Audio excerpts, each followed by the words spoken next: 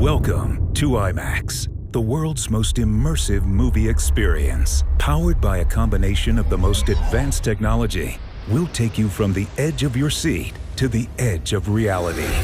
Enjoy crystal clear images and colors so intense they will take your breath away in specially designed theaters that bring you closer to the movies you love.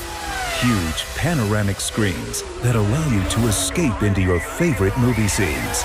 And immersive sound that will surround you from here, here, and here. We can take you from a pin drop to the thunder of a jet engine.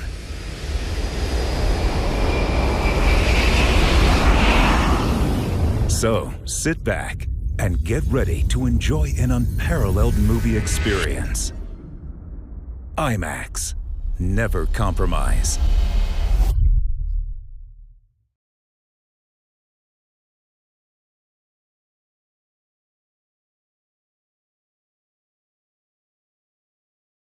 अजनबी हवाएं बेकरार है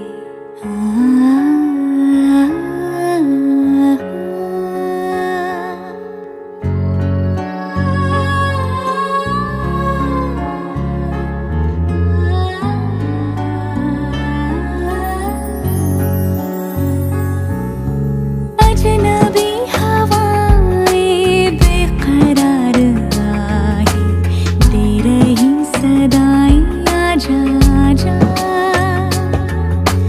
मंजिलों की राहें चाहतों की बाहें फिर तुझे बुलाए आजा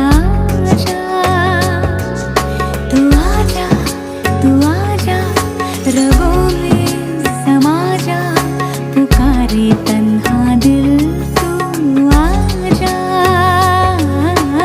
अजनबी हवाएं बेकरार आहे दे रही सदाएं आजा आजा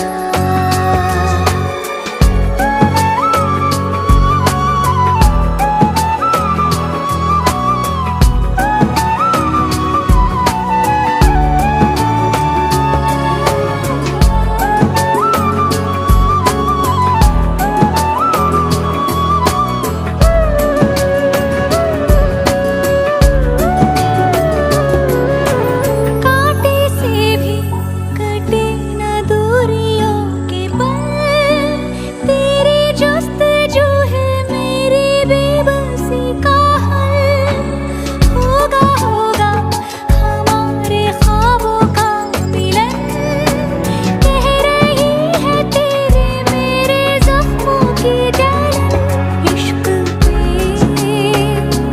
है यकीन डर मुझे कुछ नहीं तू आजा रगों में समा जा पुकारे तन्हा दिल तू आजा अजनबी हवाएं बेकरार आहे दे रही सदाएं आजा आजा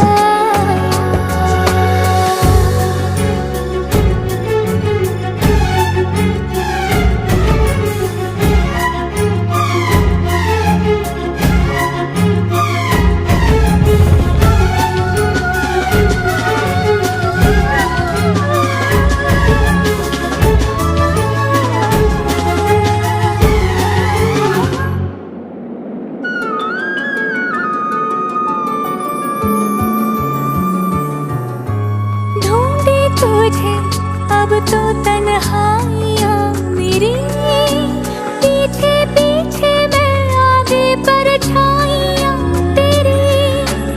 ऐसे कैसे टूटेगी यादों की कड़ी, सांसों से बंधी है तेरी सांसों की लड़ी। जिंदगी ये मेरी है अमानत तेरी। तू आजा रगों में समा जा, पुकारे तन्हा दिल तू आजा। जनबी हवाएं बेकरार आहें दे रही सदाएं, आजा आजा। मंजिलों की राहें चाहतों की बाहें फिर तुझे बुलाए, आजा आजा। ভদ্রলোক বসে আছেন আমার ঠিক উল্টো দিকের চেয়ারে, চোখে সোনালি ফ্রেমের চশমা, গায়ে জহর কোট। মানুষটার মুখে খোঁচা খোঁচা দাড়ি বর্তমানের সঙ্গীন পরিস্থিতির ইঙ্গিত দিলেও চেহারায় আভিজাত্যের ছাপ স্পষ্ট। ভদ্রলোকের নাম জিজ্ঞেস করতে উনি বললেন জনার্দন বর্মন, আদিনিবাস আসাম। 98 সালে কলকাতা আসেন ব্যবসার কাজে, তারপরেই থেকে গেছেন। আমি কুষ্টি তৈরি করার জন্য ভদ্রলোকের জন্ম তারিখ, সাল আর জন্মস্থান জেনে নিলাম। উনি কিছু একটা বলতে যাচ্ছিলেন, আমি ওকে চুপ করিয়ে বললাম, আমার কাছে যখন এসেছেন আগে আপনি কিছু বলবেন না, দেখেই নিন না কিছু জানি কি না। হ্যাঁ, বর্মন সাহেব কথা আর না বাড়িয়ে চুপ করে বসে রইলেন। মিনিট 20 লাগলো আমার কুষ্টিটা তৈরি করতে। দশা অন্তর্দশা তখনও তৈরি করিনি। বিংশোত্তরী দশায় কোন গ্রহ, মহাদশায় আর কেই বা অন্তর্দশায়, কিছুই জানি না। ছক কুষ্টিটা দেখেই একটা ধাক্কা মতো খেলাম। এই দীর্ঘ 15 বছরের জ্যোতিষ পেশায় কাজ করে এমন কুষ্টি দেখার সৌভাগ্য বা দুর্ভাগ্য কোনোটাই আমার হয়নি। নবম ভাব বা ভাগ্যভাবে একই সঙ্গে শনি, মঙ্গল এবং রাহু। আরেকটু সময় নিলাম দশা এবং অন্তর্দশা গণনা করার জন্য, যার পর নাই চমৎকৃত হলাম। ভদ্রলোকের দশা চলছে শনির, অন্তর্দশা রাহুর আর প্রত্যন্তর দশা মঙ্গলের। এ যে বিশাল বিপদের ইশারা করছে। গলাটা একটু খাঁকড়ে পরিষ্কার করে নিয়ে বললাম, দেখুন স্যার, আমি কিন্তু খুব খারাপ কিছুর ইঙ্গিত পাচ্ছি। দুর্ঘটনায় অর্থ ব্যয়ের প্রবল সম্ভাবনা। আত্মীয় বন্ধু কারো সাহায্যই এখন পাবেন না, বরং এই দীর্ঘ 1 বছর ধরে তাদের কাছে কিছু ধার দেনা হয়েছে। তারাও আপনার এই দুঃসময় সাহায্য না করে আগের টাকাই চাইছেন। যারা তেমন অভদ্র নয় তারা টাকা না চাইলেও আপনাকে এড়িয়ে যেতে চাইছেন। এর থেকে বেরোনোর উপায় কি? দেখুন, আজকাল জ্যোতিষীদেরও প্রচুর ভিজিট। আপনার মাত্র 300 টাকা শুনেই এখানে এসেছে। নাহলে তো মানিকতলার অরবিন্দ শাস্ত্রী ছিলেন, যিনি ছক দেখে আপনার মতো এই সবটা বলে দিতেন। জনার্দন বর্মন সরাসরি জিজ্ঞেস করলেন, আমি তাহলে ঠিক গণনাই করেছি? এটুকু আমায় বেশ আনন্দ দিল। অভাবে পড়ে আমার ধার এখনো ক্ষয়ে যায়নি। তবে আশ্চর্য হলাম এটা ভেবে যে এই চরম খারাপ সময়ও বর্মন সাহেবের ঔদ্ধত্য সামান্যও কমেনি। আমি কিছুটা সময় নিয়ে একটু রহস্য করে জিজ্ঞেস করলাম, আচ্ছা, গত বছর থেকে আপনার ব্যবসায় মন্দা যাচ্ছে নাকি? আচ্ছা, আমি কি একটা সিগারেট ধরাতে পারি? নাহলে হয়তো নার্ভ ঠিকঠাক কাজ করবে না। ভদ্রলোক একটু ইতস্তত করে বললেন, সাধারণত খুব চেনা ক্লায়েন্ট ছাড়া ধূমপান করার অনুমতি আমি কাউকে দিই না। সেই সব ক্লায়েন্টরা ধূমপান করলে আমার বরাতেও একটা সিগারেট জোটে। তখন অনিচ্ছা নিয়েও মিস্টার বর্মনকে অনুমতি দিই। উনি সস্তার একটা সিগারেটের প্যাকেট পকেট থেকে বের করলেন। একটা স্টিক বের করে সেদিকে বেশ তাচ্ছিল্যের চোখে তাকালেন। সস্তার জ্যোতিষীর মতো সস্তার সিগারেটের সঙ্গেও যেন তিনি হাপুস করেছেন। আমাকে জনার্দন বর্মন জিজ্ঞেস করলেন আমিও ধূমপান করি কিনা। করি তো বটেই, কিন্তু ক্লায়েন্টের সামনে নয়। কিন্তু মৌমাছির চাকে ঢিল ছুঁড়েছি, এবার হুল খাওয়ার সময়, কাজেই হাত বাড়িয়ে একটা সিগারেট নিলাম, না হলে পরবর্তী কাহিনীর মজা নেওয়া কঠিন হয়ে পড়বে। জনার্দন বর্মন দামি লাইটার দিয়ে সস্তার সিগারেট ধরালেন, তারপর বলতে শুরু করলেন।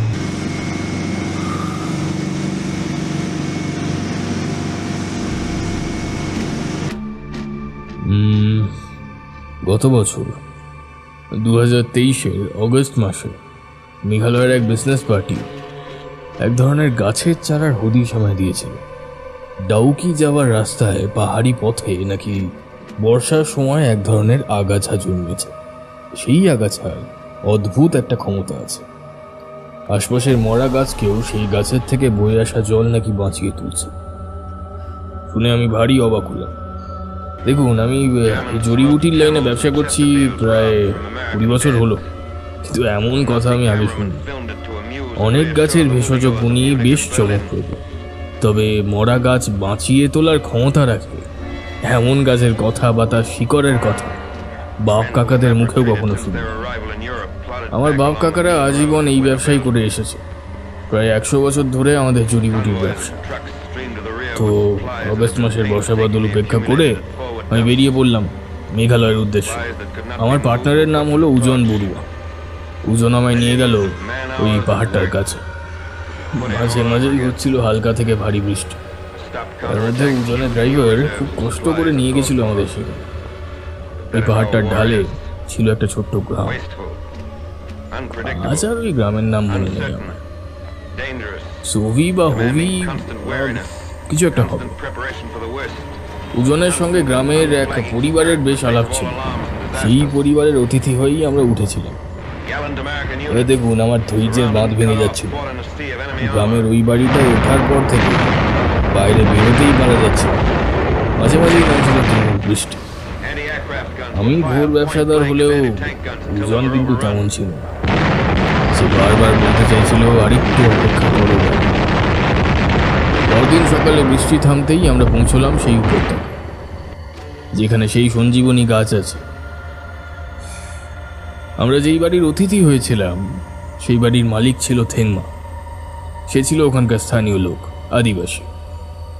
গাছটা দেখে থেংমা কয়েক পা পিছিয়ে এসেছিল। ওর চোখে ছিল ভয় আর বিস্ময়। ওর মুখ থেকে বেরিয়ে এসেছিল, এই যে রাক্ষসী গাছ, বাপদাদার মুখে শুনেছি 100 বছর পর পর এই গাছ জন্মায় পাহাড় উপত্যকায়। এই গাছের অনেক ক্ষমতা, অনেক রোগ সারাতে পারে। রোগ সারিয়ে আরেকজনের জান নিয়ে নেয়। জানি না এই গাছ আবার কার জান নেবে। আমাদের জড়িবুটি লাইনে সঞ্জীবনী গাছের ডিমান্ড কিন্তু বেশ। এই গাছ দিয়ে নাকি অনেক রকমের ভেষজ ওষুধ বানানো হয়। তবে এই রাক্ষসী গাছের নাম আমি আগে কখনো শুনি। বর্ষার সময় এমনি গাছগাছালি অনেক তরতাজা থাকে, তেমনই কোনো এক ঘটনা পাহাড়ে হয়তো ঘটেছে। সেটা ভেবেই হয়তো স্থানীয় লোকেরা এই গাছের কিছু কেরামতি আছে বলেই ভেবেছে। আমি অপেক্ষা করতে লাগলাম। থেংমা আর উজানকে পাঠিয়ে দিলাম ওদের গ্রামে। পাহাড়ের ঢাল বেয়ে নেমে আসছিল জলের ধার। গতকালের বৃষ্টির জমা জলই পাহাড়ের ধাপ ধরে নামছিল। এটা বুঝতে অসুবিধা হয়। বেলা পর্যন্ত চোখ রাখলাম সেই গাছটার দিকে। নিচে পাহাড়ের একটা ধাপে কিছু মরা ঘাসের জঙ্গল ছিল। ওই বিশেষ গাছটা গায়ে জল লাগার পর সেই জল গড়িয়ে যাচ্ছিল নিচের দিকে। পাহাড়ে বেশ ঠান্ডা ছিল, হাত পা জমে যাচ্ছিল। একটা সিগারেট ধরিয়ে চোখ রেখে বসলাম ওই গাছের দিকে এবং তার থেকে বয়ে যাওয়া জলের ধারাটার দিকে। ম্যাজিশিয়ানরা যখন ম্যাজিক দেখান তখন আমাদের চোখের সামনে যেমন ধাঁধা তৈরি হয়। হঠাৎ তেমনই কোনো ধাঁধা তৈরি হয়েছে আমার চোখের সামনে।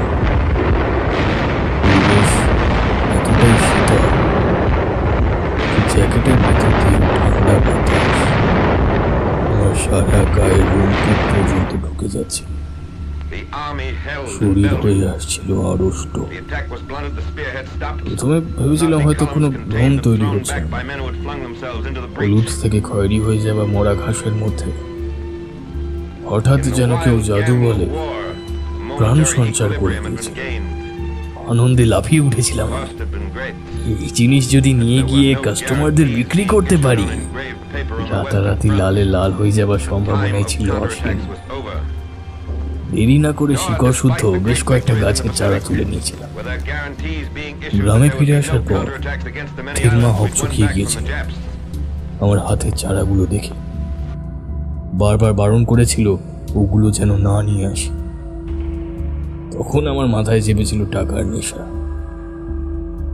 সেদিন ফিরে এসেছিলাম শিলংয়ের একটা হোটেলে। পরের দিন ট্রেন ধরে ফিরেছিলাম কলকাতায়। মহামায়া আয়ুর্বেদ নামে একটা কোম্পানির সঙ্গে আমার খুব ভালো সম্পর্ক ছিল। বিশেষ করে সেখানে যে ডাক্তারবাবু আয়ুর্বেদিক গাছগাছরা পরীক্ষা নিরীক্ষা করতেন, তিনি আমায় পুত্রের মতো স্নেহ করতেন। তার কাছেই আমি ওই গাছের চারাগুলো দিয়ে বললাম, স্যার এগুলো একটু দেখুন তো, এটা কী গাছ? কারণ এর ফলটা আমি দেখেছি। এই গাছ অন্য নানা গাছকে বাঁচিয়ে দিতে পারে। ডাক্তারবাবু আমার কোথায় যা করোনায় অবাক হয়েছিল। তারপর আশ্বাস দিয়ে বলেছিলেন তিনি ওই গাছ পরীক্ষা করে দেবেন।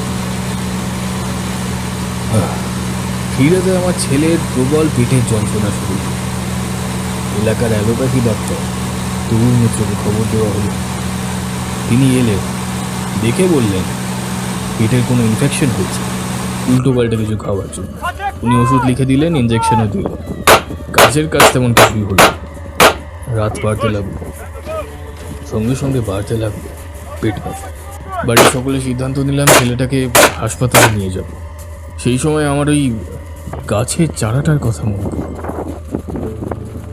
আমার একটা ছাদে বাগান আছে, সেখানে আমি ওই চারাটাকে রেখেছিলাম।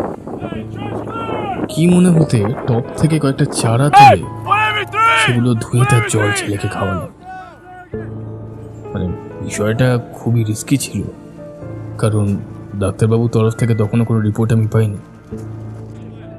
কিন্তু আপনি বিশ্বাস করবেন না জানি, আমি তাও বলছি, সেই রাতে আমার ছেলের পেটে ব্যথা একেবারে উধাও হয়ে গেল। পরের দিন সকালে দেখা করতে গেলাম মহামায়া আয়ুর্বেদের সেই ডাক্তারবাবুর সঙ্গে। তাকে দেখে অবাক হয়ে গেলাম। দুদিন আগে যেই মানুষটাকে দেখেছিলাম আমার সামনে, মানুষটার সঙ্গে তার আকাশ পাতাল তফাৎ। মানুষটার সারা শরীরের শিরা জেগে উঠেছে, হাত পা নড়তে পারছে না, বাকশক্তি হারিয়ে গেছে। ওর স্ত্রী ওর বিছানার পাশে বসে হাউ হাউ করে কাঁদছেন, যেন জেনে গিয়েছেন মানুষটার বাঁচার আর কোনো আশা নেই। আমি দ্রুত অ্যাম্বুলেন্স জোগাড় করলাম। মনে হলো অবিলম্বে ডাক্তারবাবুকে হাসপাতালে নিয়ে যেতে হবে। অ্যাম্বুলেন্সে ওকে তোলার সময় আমি শিউরে উঠলাম। সে কি বিভৎস দৃশ্য!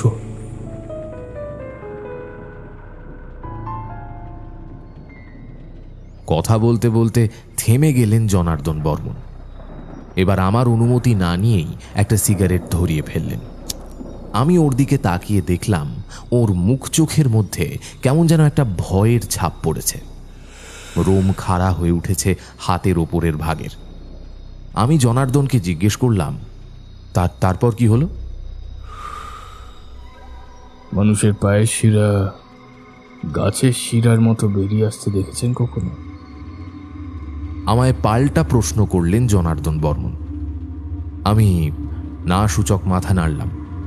এই যে অবিশ্বাস্য কথা, এমন কথা আমি কেন, কেউই হয়তো শোনেনি। জনার্দন বর্মন আবার বলতে শুরু করলেন, আমি দেখেছিলাম জানেন, ডাক্তারবাবুর পা ফেটে শিরা উপশিরা বেরিয়ে এসেছিল, অথচ এক ফোঁটাও রক্ত সেই ক্ষতগুলোর মুখে ছিল না। রক্তের বদলে সারা পা জুড়ে শুকিয়ে লেগেছিল সবুজ রঙের এক ধরনের তরল।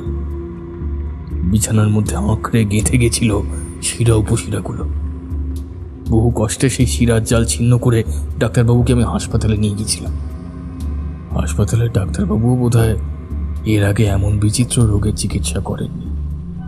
তারা টানা 2 দিন আয়ুর্বেদিক ডাক্তারকে বাঁচানোর চেষ্টা করেছিল, কিন্তু কোনো লাভ হয়নি। দ্বিতীয় দিন সন্ধ্যাবেলায় ডাক্তারবাবু মারা গেলেন। জানেন, মারা যাবার সময় তাকে অত্যন্ত কুৎসিত দেখতে হয়ে গিয়েছিল। তিনি আমার কানের কাছে মুখ নিয়ে এসে বলেছিলেন, আমি যেন ওই চারাগুলোকে নষ্ট করে দিই। যে চারাগুলো আমার ছেলের এমন কষ্টের উপশম এনে দিয়েছিল, তাদের আমি কিভাবে নষ্ট করতাম বলুন? আমি ওগুলোকে সংরক্ষণ করা শুরু করেছিলাম। তখনই ব্যবসার কথা মাথা থেকে বাদ দিয়ে দিয়েছিলাম, কারণ সংরক্ষণ করে সংখ্যায় বাড়াতে পারলে লাভের মুখ বেশি দেখা যেত। কিন্তু গাছগুলো যত বড় হতে শুরু করলো, ততই সমস্যা বাড়তে শুরু করলো। আমার পরিবারের ওপর একের পর এক দুর্গতি নেমে আসতে শুরু করলো। হঠাৎ করেই যেন শুরু হলো মৃত্যু মিছিল। বাড়িতে বয়স্ক যারা বেঁচে ছিল, এক এক করে সবাই মারা যেতে লাগলো। প্রথমটায় আমি ভেবেছিলাম মৃত্যুগুলো হয়তো ওদের বয়সজনিত কারণেই হচ্ছে। পরে আস্তে আস্তে ধারণাটা পাল্টে যেতে লাগলো। যখন মাত্র 3 দিনের জ্বরেই আমার ছোট ভাই মারা গেল, তখন মনে হলো কোথাও কিছু একটা সমস্যা হয়েছে। আমার ছেলে পড়াশোনায় খুবই ব্রিলিয়েন্ট ছিল, ওর মধ্যে ভীষণ রকম পরিবর্তন লক্ষ্য করলাম আমি। আস্তে আস্তে রেজাল্ট খারাপ হতে শুরু করলো। ওর স্কুল থেকে আসতে লাগলো চিঠি, ছেলে নাকি মাঝে মাঝে স্কুল পালাচ্ছে। ওকে বকাঝকা করতে গিয়ে দেখলাম ওর ভেতরে কেমন যেন ভয়ঙ্কর একটা জেদ কাজ করছে। নিজের ভুল স্বীকার তো করলোই না, উল্টে ওর মায়ের গায়ে হাত পর্যন্ত তুলল। সেদিন আমি ওকে খুব মেরেছিলাম, আমার মনে আছে। কিন্তু আগে যদি বুঝতাম সবটাই আমার ভুল, তাহলে হয়তো আমি আগে থেকেই ব্যবস্থা নিতাম। ধীরে ধীরে বাড়তে লাগলো আমার মদ্যপানের আসক্তি। আমার বাড়ির একতলায় আমার একটা অফিস ঘর রয়েছে, সেই ঘরেই সারাক্ষণ বসে মদ খেতে শুরু করলাম। ব্যবসার কাজেও মন্দা শুরু হলো, কাজেই আগ্রহ হারাতে শুরু করলো ব্যবসার প্রতি। পার্টিরা ফোন করলে তাদের সাথে বাজে ব্যবহার করতে শুরু করলাম। আমি ভয়ঙ্কর ডিপ্রেশনে ভুগতে শুরু করলাম। ওই অফিস ঘরটাই হয়ে উঠলো আমার নরক। বসে বসে খেলে একদিন রাজার সম্পদও শেষ হয়ে যায়, সেটাই হতে শুরু করলো আমার সঙ্গে। ওই ঘরে সারাক্ষণ বসে থাকতাম, আমার চাকরকে দিয়ে মদ আনাতাম আর সারাদিন ধরে খেতাম। আমার স্ত্রী বাইরে থেকে বহুবার দরজা ধাক্কিয়ে আমার খোঁজ নেওয়ার চেষ্টা করত, তাকেও অশ্রাব্য গালিগালাজ করে আমি তাড়িয়ে দিতাম। সে তারপর থেকে আমাকে শুধু খাবারটুকু দিয়ে চলে আসা শুরু করেছে, আমার সঙ্গে কথা বলা বন্ধ করে দিয়েছিল। একদিন আমার চাকর রবি মদ নিয়ে আমার ঘরে ঢোকার পর শিউরে উঠেছে। ঘরের চারিদিকে এঁটো কাটা, ধুলো, নোংরা, আবর্জনা, সিগারেটের পোড়া ফিল্টার ছড়িয়ে ছিটিয়ে পড়েছিল। অফিস সংলগ্ন টয়লেট থেকে ধেয়ে আসছিল বিশ্রী গন্ধ। রবি সেদিকে গিয়ে মুখে হাত চাপা দিয়েছিল। টয়লেটের সর্বত্র পড়েছিল মলমূত্র এবং বমি। সেই দিনই প্রায় জোর করে আমাকে ওই ঘর থেকে বের করে আনা হয়।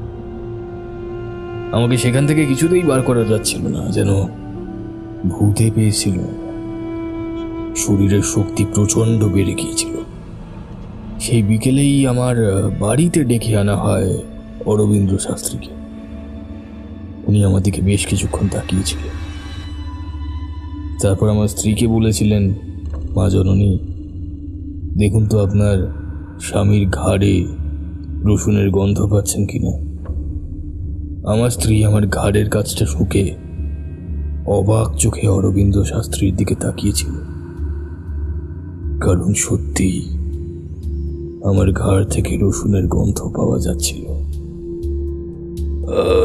জনার্দন, তোমার বাড়িতে অতি প্রাকৃত কিছুর বাস রয়েছে। আমি নিজেই সমস্ত বিষয়ের ব্যাপারে অবগত হলেও তা নিরাময় করতে আমি অপারক। আমার লোক আছে যারা এসে যজ্ঞ পূজা করে। তারা যজ্ঞ করলে এই খারাপ শক্তির হাত থেকে তোমরা রক্ষা পেতে পারো। সেই যজ্ঞ পুজোয় প্রায় লক্ষ টাকার কাছাকাছি খরচ হয়ে গেল, কিন্তু আর্থিক সমস্যা, পারিবারিক সমস্যা, ছেলের পড়াশোনায় অমনোযোগ, এগুলো রয়েই গেল। একটা পয়সাও রোজগার নেই, অথচ খরচ একই রকম হয়ে যাচ্ছিল। প্রত্যেকদিন বোতলকে বোতল দামি মদ, দামি সিগারেট আমার ভাড়ার টান ফেলে দিচ্ছিল। ছেলে স্কুলের মাইনে, বাড়ির খরচ, কিছুই আর চালাতে পারবো না, এমন একটা অবস্থায় এসে দাঁড়ালো আমার জীবন। হাত দিয়ে ফেললাম বউয়ের গয়নায়। ব্যবসায় পার্টিদের সঙ্গে খারাপ ব্যবহার করার কারণে সবাই আমার দিক থেকে মুখ ফিরিয়ে নিয়েছিল। 6 মাসের জন্য বউয়ের গয়না বন্ধক রেখে চড়া সুদে টাকা ধার করে আবার নতুন করে ফেরার চেষ্টা করেছিলাম, পারিনি। সব টাকা কোথা থেকে যেন খরচ হয়ে গেল, বুঝতেই পারলাম না। এই টাকার অনেকটা দিয়েই মাস 4 মতো আমার সংসারটা টানা সম্ভব হয়েছিল। এই 2 সপ্তাহ আগে যার কাছে সোনা বন্ধক রেখেছিলাম, সে জানিয়েছে 6 মাস ধরে কোনো সুদ না দিতে পারায় সে আমার সোনা বাজেয়াপ্ত করেছে।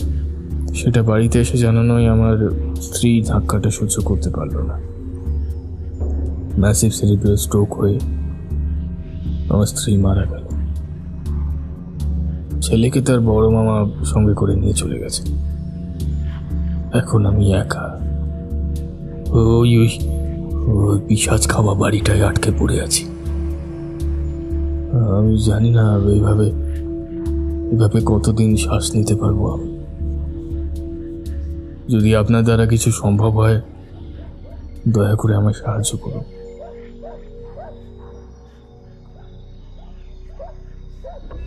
কথা শেষ করে রুমাল দিয়ে চোখ মুছলেন জনার্দন বর্মন। বুঝতে পারলাম না কিভাবে ভদ্রলোককে আশ্বস্ত করব। কোনো এক জ্যোতিষী রাস্তা তো দেখিয়েছিলেন, কিন্তু ঠকিয়েও নিয়ে গেছেন অনেক টাকা। তাও কারো কাছে আমার কথা শুনে ভদ্রলোক দৌড়ে এসেছেন শেষ আশাটুকু নিয়ে। মানুষের জীবন ভগবান দাঁড়িপাল্লায় মেপে চলেন। কখনো সুখের পাল্লা ভারী হয়, আবার কখনো দুঃখের। কিন্তু ভগবান বাদ দিয়ে মানুষ যখন পিশাচকে বেছে নেয়, তখন এই দাঁড়িপাল্লার সূত্রটাই আর খাটে না।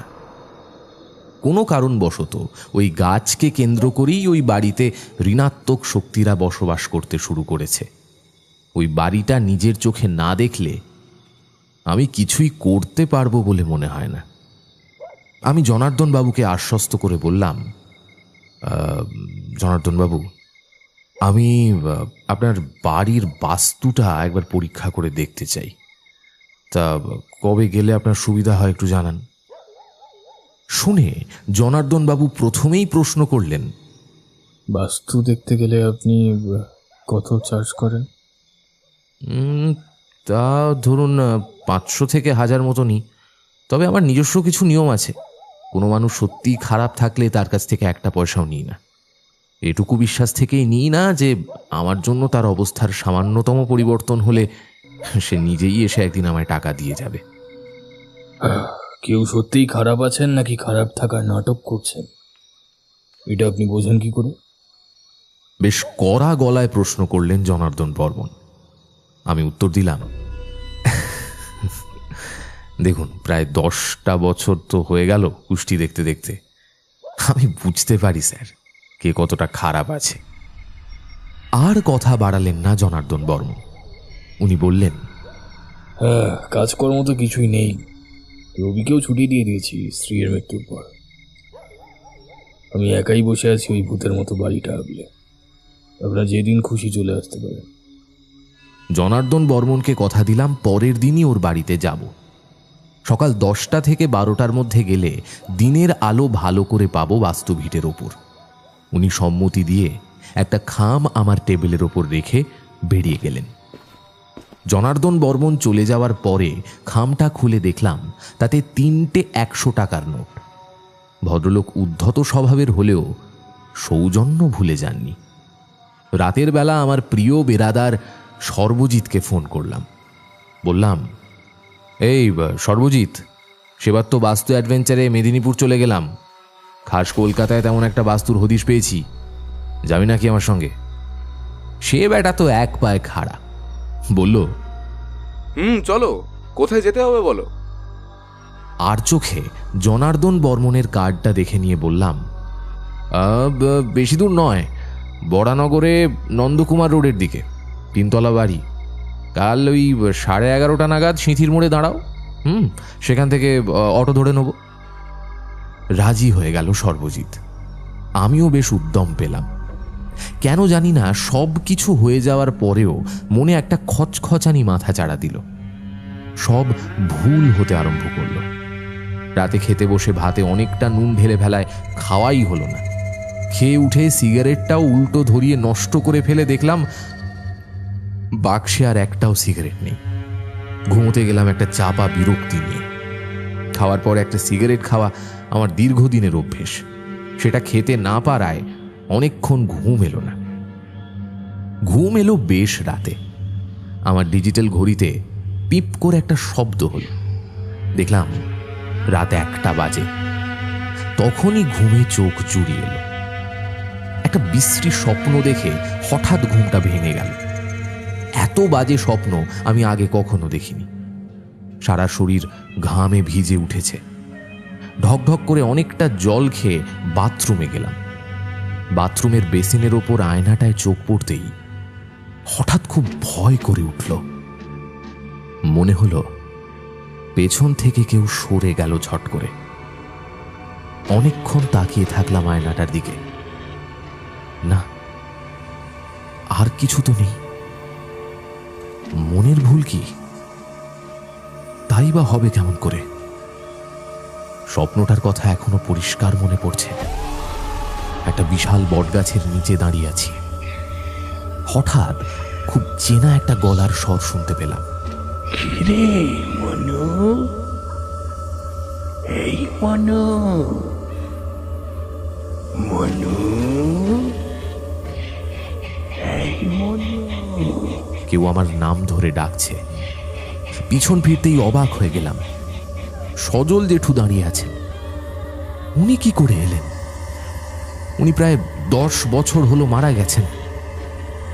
জেঠুকে দেখে মনে হলো উনি বেশ কষ্টে আছেন। মুখ থেকে একটা গোঁ গোঁ শব্দ করে উনি বললেন, এই গাছটা আত্মাদের টেনে আনে, বুঝলি? এখান থেকে চলে যা। তারপরেই দেখলাম গাছটার প্রত্যেকটা শাখা ডাল থেকে ঝুলে আছে চেনা পরিচিতদের মৃতদেহ। প্রত্যেকে একসঙ্গে বলে উঠল, পালা পালা। আমি ছুটতে লাগলাম। বটের ঝুড়িগুলো এগিয়ে আসতে লাগলো ধীরে ধীরে। আমার পা জড়িয়ে ধরতে লাগলো। আমি 2 হাত দিয়ে ঝুড়িগুলো ছাড়ানোর চেষ্টা করলাম, পারলাম না। গলায় পেঁচিয়ে যেতে লাগলো। বটের ঝুড়ি গলায় পেঁচিয়ে যাচ্ছে, শ্বাস বন্ধ হয়ে যেতে লাগলো। আর তখনই ভেঙে গেল স্বপ্নটা।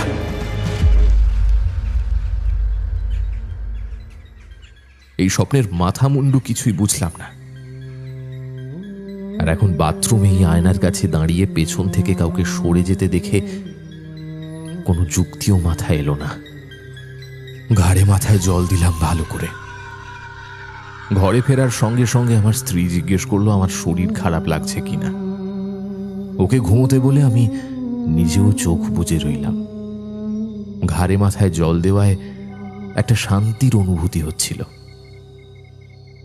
আস্তে আস্তে চোখের পাতা ভারী হয়ে এলো।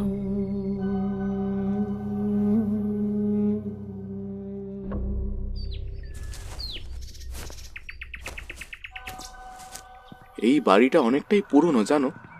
আমরা যখন গঙ্গায় চান করতে আসতাম তখন এই বাড়িটা দেখেছি। জনার্দন বর্মনের 3 তলা বাড়িটার সামনে দাঁড়িয়ে কথাটা আমায় বলল সর্বজিৎ। ওর বাড়ি ডানলপের কাছাকাছি। ওদের এদিকে প্রায় যাওয়া আসা আছে। বাড়িটা দেখতে দেখতে আমারও মনে হলো এই ধরনের বাড়ি আর্মেনিয়ান স্থাপত্যের বাহক। পিলারগুলো, বারান্দা, জানলার ধাঁচ প্রাচীনত্বের নিদর্শন ধরে রেখেছে। বড় কাঠের দরজায় রয়েছে হাল ফ্যাশনের ভিজুয়াল ডোরবেল।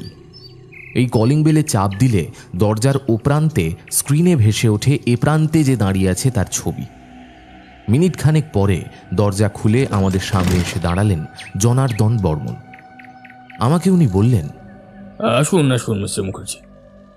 আচ্ছা, আপনার সঙ্গে যিনি আছেন তাকে মানে ঠিক? আমি ভেতরে ঢুকতে ঢুকতে বললাম, ও আমার ভাইয়ের মতো, ওর একটা প্রকাশনা আছে, ভালোই চলে সেটা, তো ও অনেকটা ওই ছায়া সঙ্গীর মতো আমার সঙ্গে থাকে আর কি। বৈঠকখানায় ঢুকেও চারিদিকে প্রাচীনত্বের ছায়া পেলাম। বড় বড় জানলার কাঁচ থেকে শুরু করে কাঠামোর কারুকার্য দেখে চোখ ধাঁধিয়ে যায়। আমি এদিক ওদিক তাকিয়ে জনার্দন বর্মনকে বললাম, এই বাড়িটা তো বেশ পুরনো মনে হচ্ছে। আচ্ছা, আপনি আসাম থেকে এসে এই বাড়িটাই কিনলেন কেন? আসাম থেকে যখন পাকাপাকিভাবে কলকাতায় আসবো বলে ঠিক করেছিলাম, তখন এমন একটা বাড়ি খুঁজছিলাম যেখানে ঘরের সংখ্যা বেশি থাকে।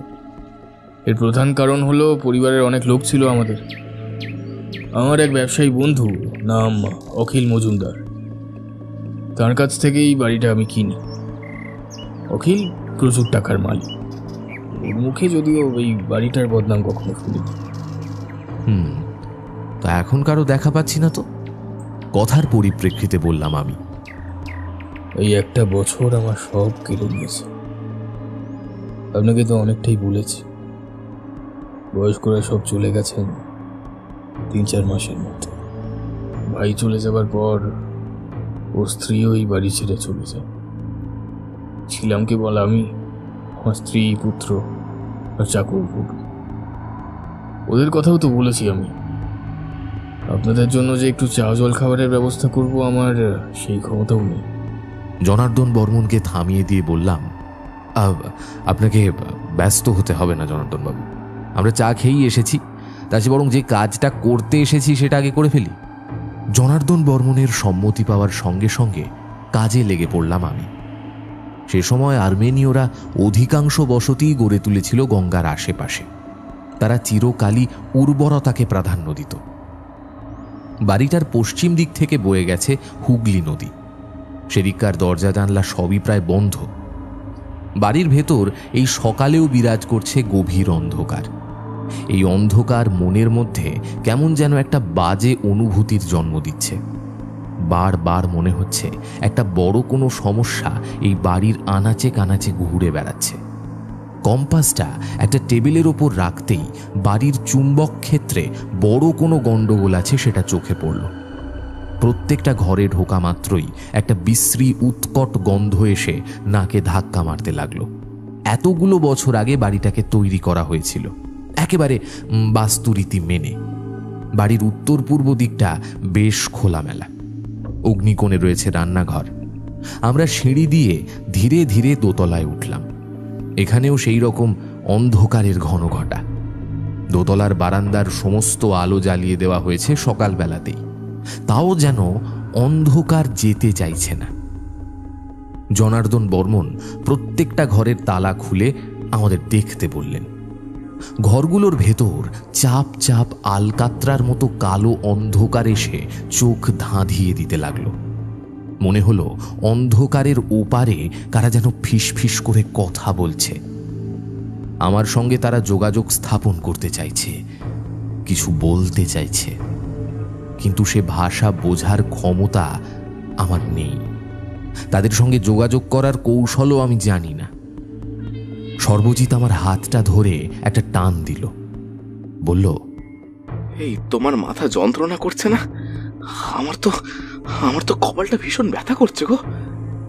এই বাস্তু ঋণাত্মক শক্তির আখড়া হয়ে উঠেছে। বড় সহজে এর প্রতিকার করা সম্ভব নয়।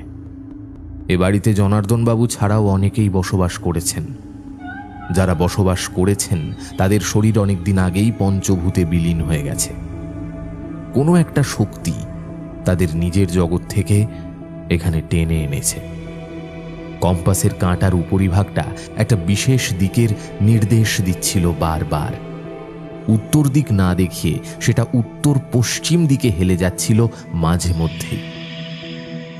আমাদের সঙ্গে সঙ্গে জনার্দন বাবুও আসছিলেন। আমি ওকে উত্তর পশ্চিম দিকটা দেখিয়ে জিজ্ঞেস করলাম, আচ্ছা বাড়ির ওই দিকটায় কি আছে? ওইদিকে এক ফালি খোলা ছাদ মতো রয়েছে, ওই দিকটাতে আমি ছাদ বাগান মতো করেছিলাম। দেখবেন আসুন, তবে খুব সাবধানে আসবেন। হ্যাঁ, ওদিকে যাওয়ার চওড়া বারান্দায় বড় বড় ফাটল ধরেছে, মেঝে খসে গিয়ে ইটও বেরিয়ে এসেছে অনেক জায়গায়। পা আটকে পড়ে গেলে কিন্তু বিপদ। জনার্দন বাবু সামান্য ইতস্তত করে উত্তর দিলেন। খুব সাবধানে এসে পৌঁছলাম ছাদটার কাছে। ছাদের রেলিংগুলোর অবস্থা কাহিল হয়ে গেছে। দীর্ঘদিনের অযত্ন আর অব্যবহারে জায়গাটা বিশ্রী দেখাচ্ছে। ছাদ বাগানের প্রায় সব গাছই মরে শুকিয়ে কাঠ হয়ে গেছে। তারই মাঝে কয়েকটা টবে জলজল করছে ছোট্ট সাইজের কয়েকটা গাছ। গাছ না বলে এগুলোকে গাছের চারা বলাই ভালো। পচা একটা দুর্গন্ধ চারিদিকে ছড়িয়ে আছে। আমি আমার মোবাইল ক্যামেরায় গাছগুলোর ছবি তুলে নিলাম। স্ফটিকের মালাটা মাটির সোজাসুজি রেখে মেলে ধরলাম। ওটা ঘড়ির কাঁটার বিপরীতে ঘুরছে। জায়গাটায় চূড়ান্ত ঋণাত্মক শক্তি আছে। বাতাসে যেন বিষ ভেসে বেড়াচ্ছে এখানে। বেশিক্ষণ সহ্য করতে না পেরে জায়গাটা ছেড়ে বেরিয়ে এলাম আমরা। জনার্দনকে বললাম, চলুন এবার 3 তলাটা দেখা যাক। সিঁড়ি দিয়ে উঠতে উঠতে জনার্দন বর্মন বললেন, এই 3 তলাটা আমরা এসে কেউই ব্যবহার করি। সেখানেও একটা রান্নাঘর আছে, কয়েকটা ঘর আছে, আর আছে একটা বাথরুম। রবি সেই বাথরুমটা ব্যবহার করত। একটা ঘরকে পরিষ্কার পরিচ্ছন্ন করে নিয়ে রবি থাকতো সেখানে। ওই বাদবাকি ঘরগুলোয় আবর্জনার পুরনো আসবাবপত্র বোঝাই করা আছে। সেই ঘরগুলোর চাবি আমার কাছে থাকলেও আমি সেগুলোকে খুলে দেখবার প্রয়োজন বোধ করিনি কখনো। 3 তলার ঘরগুলো এক এক করে খোলা হলো। সব মিলিয়ে এখানে প্রায় 5টা ঘর রয়েছে। একটা ঘর বর্মনবাবুর চাকর ব্যবহার করত, সেটা এখনো বেশ পরিষ্কার পরিচ্ছন্নই আছে। বাকি ঘরগুলো খোলার পর বেশ অবাক হলাম। পুরনো বাড়ির যে সমস্ত ঘরগুলো ব্যবহার করা হয় না, সেখানে প্রচুর ধুলো জমে পায়রা বা অন্য পাখিতে বাসা করে ফেলে। এই ঘরগুলোতে তেমন কিছুই হয়নি। ঝুল বা মাকড়সার জাল পর্যন্ত চোখে পড়ল না। ঘরগুলোর এদিকে ওদিকে ছড়িয়ে ছিটিয়ে পড়ে আছে ভাঙা আসবাবপত্র। সময়ের নিয়মে ধুলো বা আবর্জনা ঘরগুলোতে জমা হলেও তা যেন অস্বস্তির উদ্রেক করে না, যেমন নিচের তলার ঘরগুলোর ক্ষেত্রে হচ্ছিল। উত্তর পূর্ব দিকের ঘরটা খোলা মাত্র বেশ চমকে গেলাম। ঘরটা একেবারে ঝকঝকে পরিষ্কার। ঘরের একেবারে কোণের দিকে একটা মন্দির মতো রয়েছে।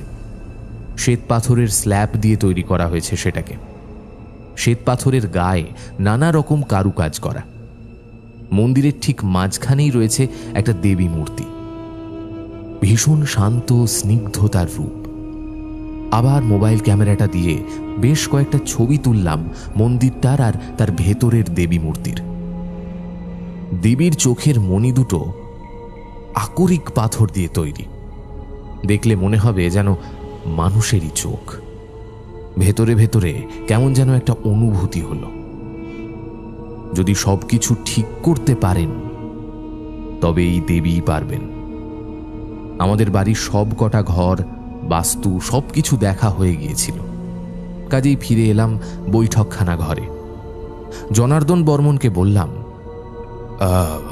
জনার্দন বাবু, আমাকে আর 3 সময় দিন, বুঝলেন? আশা করছি তার মধ্যেই আপনার বাড়ি সংক্রান্ত সমস্যার সমাধান আমি করে ফেলতে পারব। তার আগে লোক লাগিয়ে সব কটা ঘর বেশ ভালো করে পরিষ্কার করে ফেলুন। 3 তলার ঘরগুলো পরিষ্কার করার তেমন কোনো প্রয়োজন নেই। এই বাড়ির জ্যামিতিক কোনো গণ্ডগোল আমার এখনো অবধি চোখে পড়েনি। যা সমস্যা হয়েছে তা সম্ভবত ওই গাছগুলো আসার পর থেকেই হয়েছে। পারলে ওই গাছগুলোকে নষ্ট করে ফেলুন, বুঝলেন? আমার কথা শুনে জনার্দন বর্মন বেশ কিছুক্ষণ আমার দিকে তাকিয়ে থেকে বললেন, গাছগুলো নষ্ট করার চেষ্টা করিনি ভাবছেন?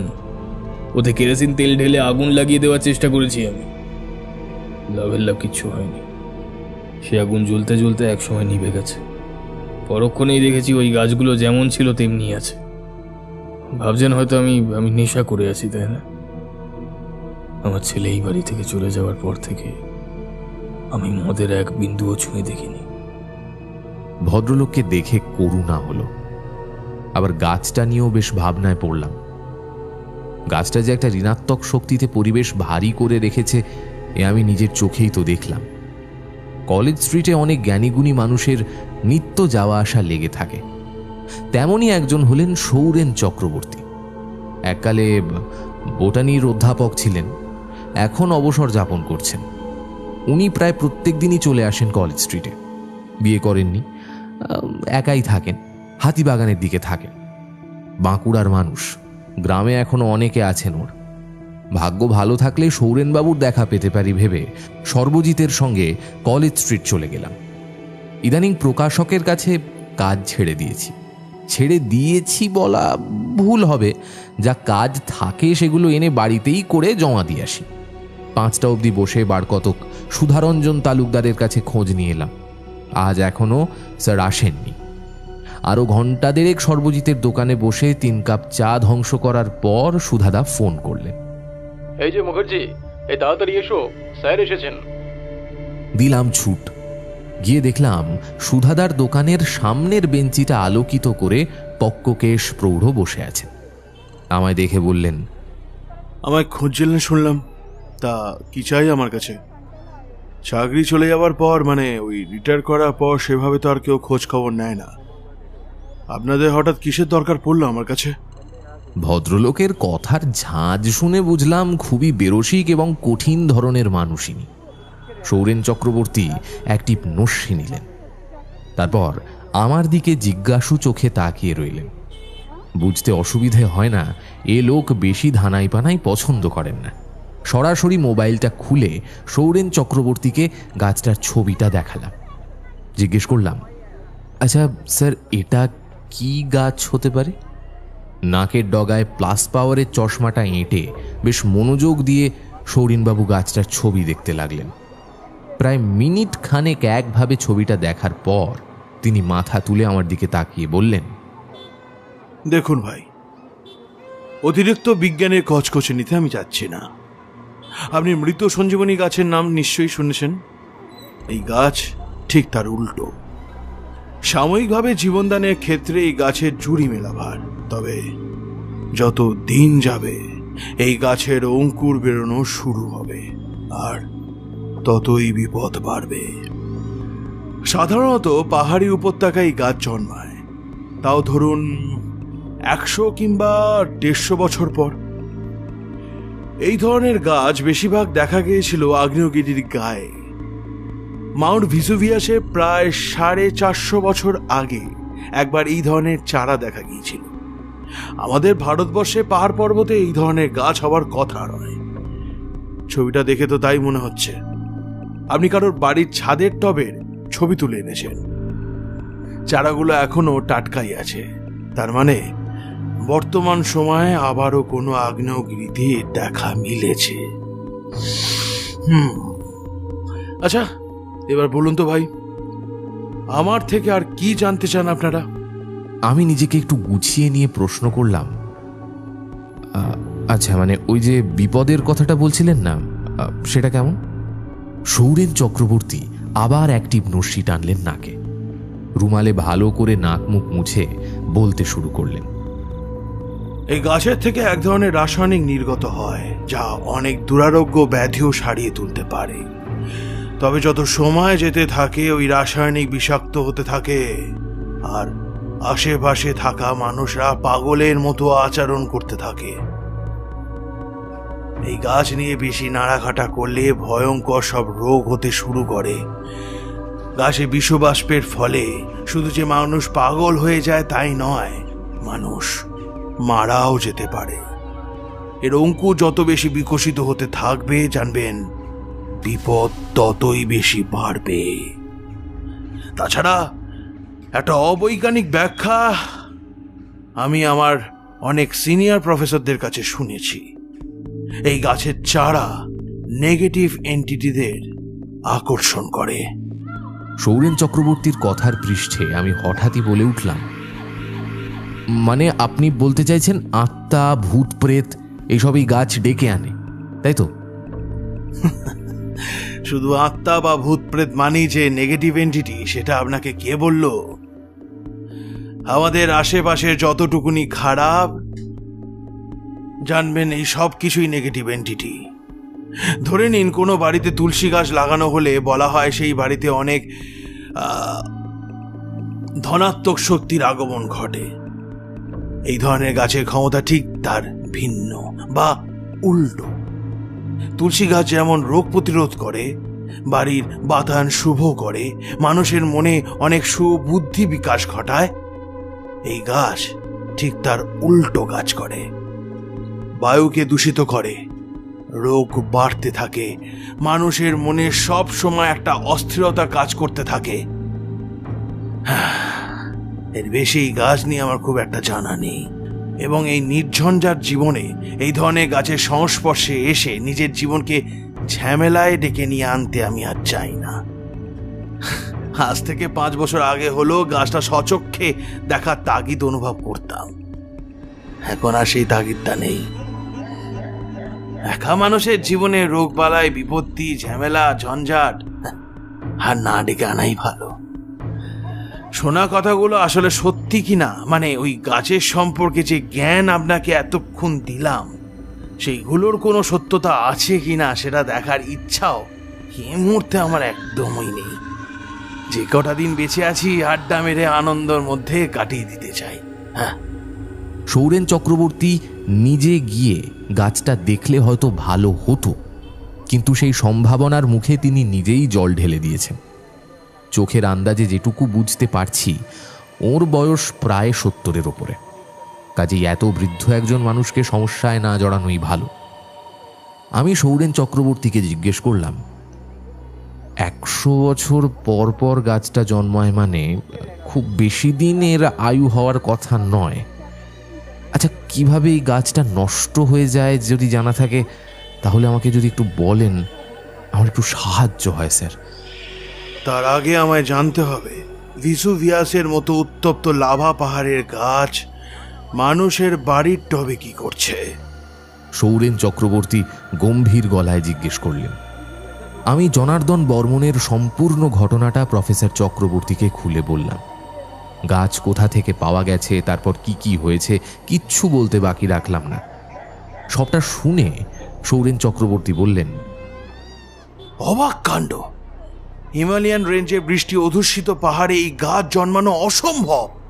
আমি অবিলম্বে সরকারের খাস দপ্তরে চিঠি পাঠাবো, যাতে দ্রুত ডাউকির আশপাশে পাহাড়গুলো সয়েল টেস্ট করে দেখা হয়।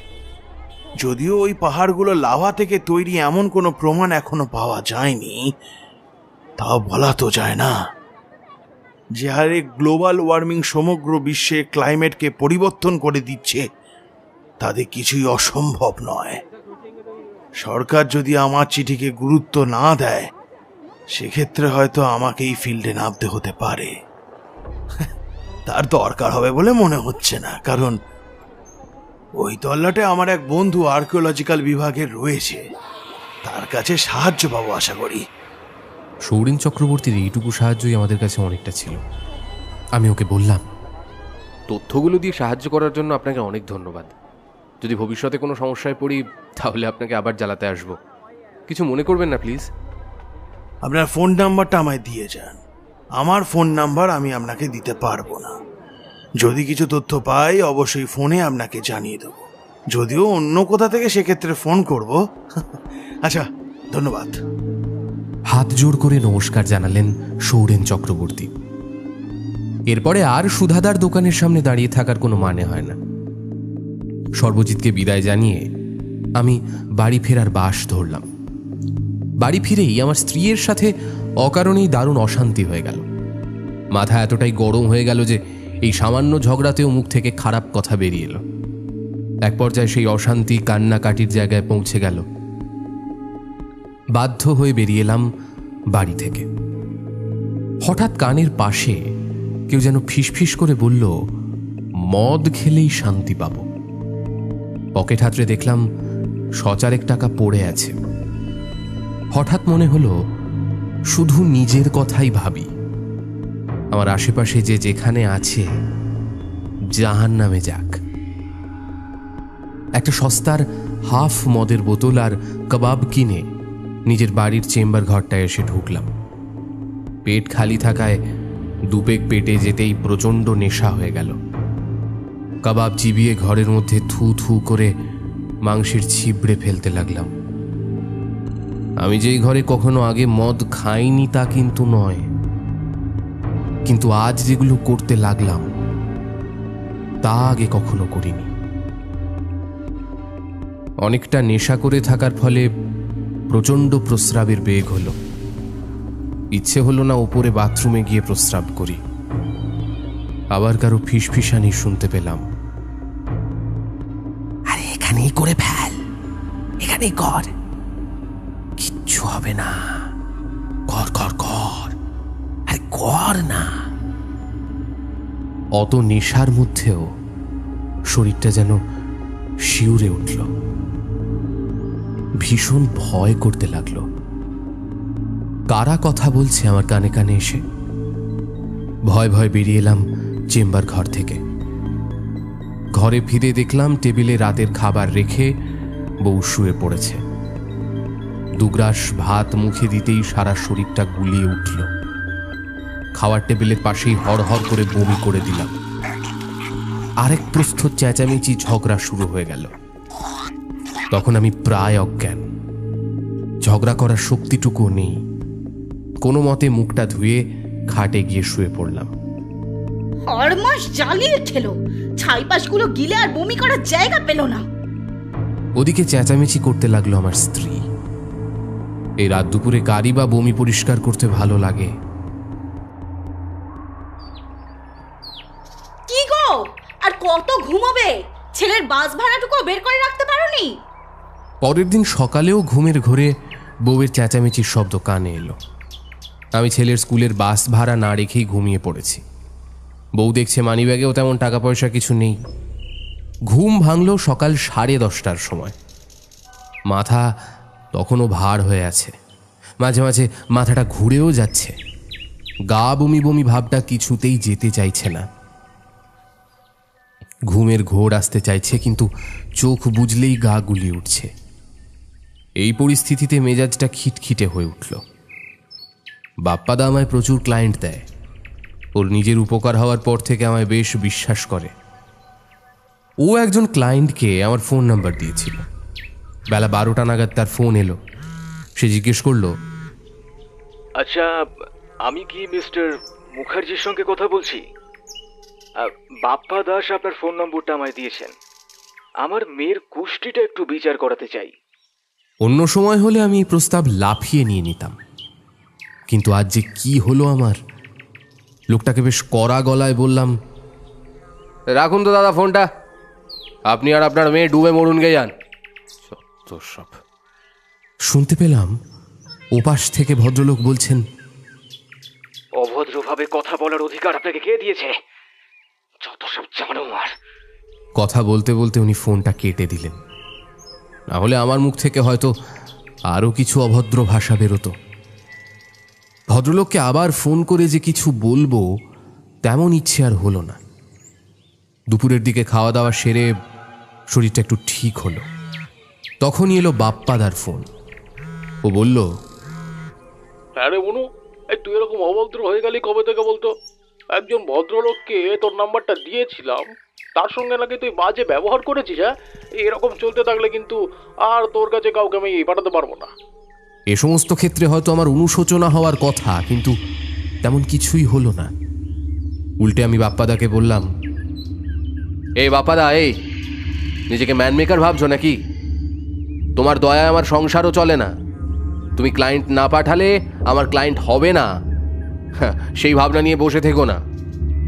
নিজের চরকায় তেল দাও, বুঝেছ? সঙ্গে সঙ্গে বাপ্পাদাও ফোনটা কেটে দিল। নিজের চেম্বারটায় বসেই দিন কাটতে লাগলো আমার। সব ধরনের কাজকর্ম ধীরে ধীরে বন্ধ করে দিতে লাগলাম। দুপুর পেরোলেই মাথায় চেপে বসতে লাগলো মদ খাওয়ার প্রবল ইচ্ছে। কারো ফোন বাজলে আমার বিরক্তি লাগতে শুরু করলো। 3 দিন পেরিয়ে যাওয়ার পর আমাকে জনার্দন বর্মন অনেকবার ফোন করলেন, কিন্তু সে ফোন ধরতে আমার ইচ্ছে করল না। 5 দিনের দিন প্রথম ফোন করলো সর্বজিৎ। ও আমাকে সরাসরি জিজ্ঞেস করলো, আচ্ছা মুখার্জিদা, তোমার কি কাজ করার ইচ্ছে চলে যাচ্ছে নাকি গো? রোজগারপাতি কমে যাচ্ছে, খিটখিটে মেজাজ হয়ে যাচ্ছে, সারাক্ষণ মাথার যন্ত্রণা হওয়া আর মদ খাওয়ার ইচ্ছে বেড়ে যাচ্ছে, কেন গো? একসঙ্গে অনেকগুলো প্রশ্ন করে ফেলেছিল সর্বজিৎ। আমি বললাম, দাঁড়াও দাঁড়াও, ধীরে ধীরে উত্তর দিচ্ছি।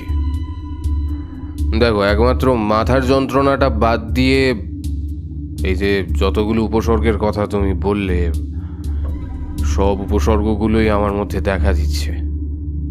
এমন কেন হচ্ছে একটু বলবে? আমি সর্বজিৎকে কোনো উত্তর দিতে পারলাম না। এভাবে কেটে গেল আরো 2 দিন। 7ম দিনে আমার এক বন্ধু আমার বাড়িতে এলো। তার সঙ্গে বেশি দিনের পরিচয় নয়, তবে ছেলেটা খুবই পরোপকারী। আমার চেম্বারে ঢুকতে গিয়ে সে আটকে গেল। তারপর কপালে 2বার হাত ঠেকিয়ে কি যেন বিড়বিড় করতে করতে আমার চেম্বারে ঢুকলো। এই বন্ধু আমায় ডার্লিং বলে ডাকে। ও আমায় বলল, একটা কথা বলবো ডার্লিং, বিশ্বাস করবে? তোমার পেছনে কারা যেন দাঁড়িয়ে আছে, তাদের মুখ দেখা যাচ্ছে না।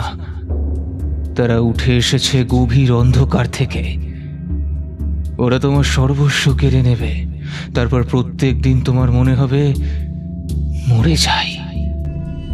একদিন সত্যি মাথা কাজ করা বন্ধ করে দেবে, তখন তুমি মৃত্যুর পথই বেছে নেবে। আমার সঙ্গে একটা জায়গায় যাবে?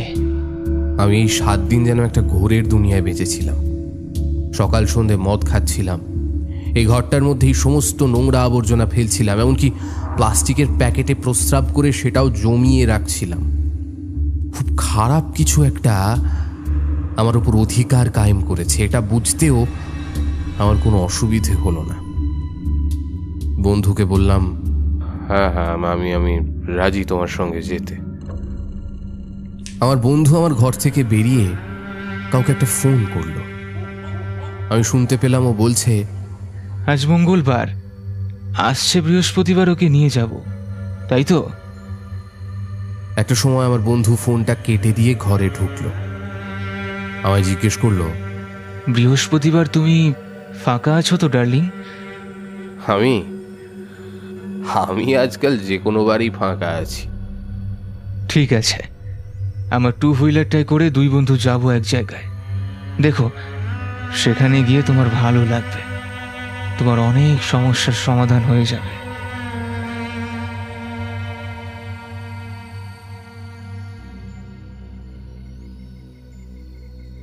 আমার সামনে যে ভদ্রলোক বসে আছেন তাকে দেখে তার বয়স বোঝার উপায় নেই। তার 2 চোখে শিশুসুলভ সারল্য রয়েছে, অথচ কপাল, গাল ইত্যাদি প্রচুর অভিজ্ঞতার সাক্ষ্য বহন করছে। পাশের ছোট একটা ঘরে আলো করে রয়েছে বিশাল এক কালী মূর্তি। তিনিই ভদ্রলোকের আরাধ্যা। তিনি যেন নিমেষের মধ্যে আমার ভেতরের সবটুকু পড়ে ফেলতে পারবেন বলে মনে হচ্ছে। আমার বন্ধু সরাসরি ভদ্রলোককে বলল, কিছু করো, আমার এই বন্ধু খুব বিপদে আছে। ও ঘরে ঢুকতে সেদিন রীতিমতো আমি ভয় পেয়েছিলাম। তোমার দেওয়া চন্দনের মালা আমার গলায় ছিল, হঠাৎ যেন মনে হলো মালাটা কাঁপছে। কেউ যেন ধাক্কা দিয়ে দরজার সামনে থেকে আমায় বাইরে বের করে দিতে চাইছিল। মনে হচ্ছিল ওই ঘরে ঢুকলে আমারও বিপদ হবে। ভদ্রলোক আমার দিকে আরো গভীর দৃষ্টিতে চেয়ে রইলেন। তারপর স্নিগ্ধ সরল গলার স্বরে জিজ্ঞেস করলেন, আপনি কি করেন? আমি পেশায় একজন জ্যোতিষী। এছাড়াও বাস্তু দেখা আমার কাজ। আমার বন্ধুটির দিকে তাকিয়ে ভদ্রলোক জিজ্ঞেস করলেন, ওর ঘরে ঢুকে রসুনের গন্ধ পেয়েছো? বন্ধুটি অবাক চোখে নিজের গুরুদেবের দিকে তাকিয়ে রইল। তারপর কাঁপা কাঁপা গলায় উত্তর দিল, রসুনের গন্ধ তো ছিলই, তার সঙ্গে উৎকট পচা গন্ধ বেরোচ্ছিল ঘরটা থেকে। ভদ্রলোক আমায় জিজ্ঞেস করলেন, বাস্তু যে দেখেন তখন নিজের শরীর বন্ধন করে বাস্তুতে ঢোকেন? বাস্তু তো নির্ভেজাল বিজ্ঞান, সেখানে দেহবন্ধনের ভূমিকাই বা কি? না না, আমি সেসব কখনো করিনি। ব্রাহ্মণের ছেলে আপনি, প্রত্যেক দিন গায়ত্রী পাঠ করেন? আমি এবার দুদিকে মাথা নাড়লাম। অনেক দিন হয়ে গেল আমি গায়ত্রী পাঠ করা প্রায় ছেড়েই দিয়েছি। মন্ত্রটা ভুলে যায়নি, তার কারণ দীর্ঘদিনের অভ্যেস। বেশ মিষ্টি করে হাসলেন ভদ্রলোক। হাসি মুখেই তিনি বললেন, নিজের উপর অনেক স্বেচ্ছাচার করে ফেলেছেন। বাস্তু হয়তো নির্ভেজাল বিজ্ঞান হতে পারে, কিন্তু বাস্তুর ভেতর এমন অনেক কিছু থাকে যার ব্যাখ্যা বিজ্ঞান দিতে পারে না। সম্প্রতি আপনি খুব খারাপ একটা বাস্তু ভিটে দেখতে গেছিলেন, সেখান থেকেই খারাপ কিছু আপনার সঙ্গে চলে এসেছে। তবে ভয় নেই, জীবনে সাত্ত্বিকতা ফিরিয়ে আনুন, গায়ত্রী জপ আবার শুরু করুন, মা কালীর নাম ডাক করতে থাকুন, দেখবেন সব অন্ধকার মুছে যাবে। আমার মনে হলো এই ভদ্রলোককে ওই বাড়িটার কথা, ওই গাছগুলোর কথা বললে উনি নিশ্চয়ই কিছু না কিছু উপায় বলে দিতে পারবেন। জনার্দন বর্মনের বাড়িটার কথা আর ওই গাছগুলোর কথা ভদ্রলোককে বললাম। তিনতলার ঘরগুলোর কথা বলতে ভুলে গেলাম। উনি সবটা শোনার পর কিছু যেন একটা ভাবলেন, তারপর বললেন, রাক্ষসী তন্ত্রের নাম শুনেছেন কখনো?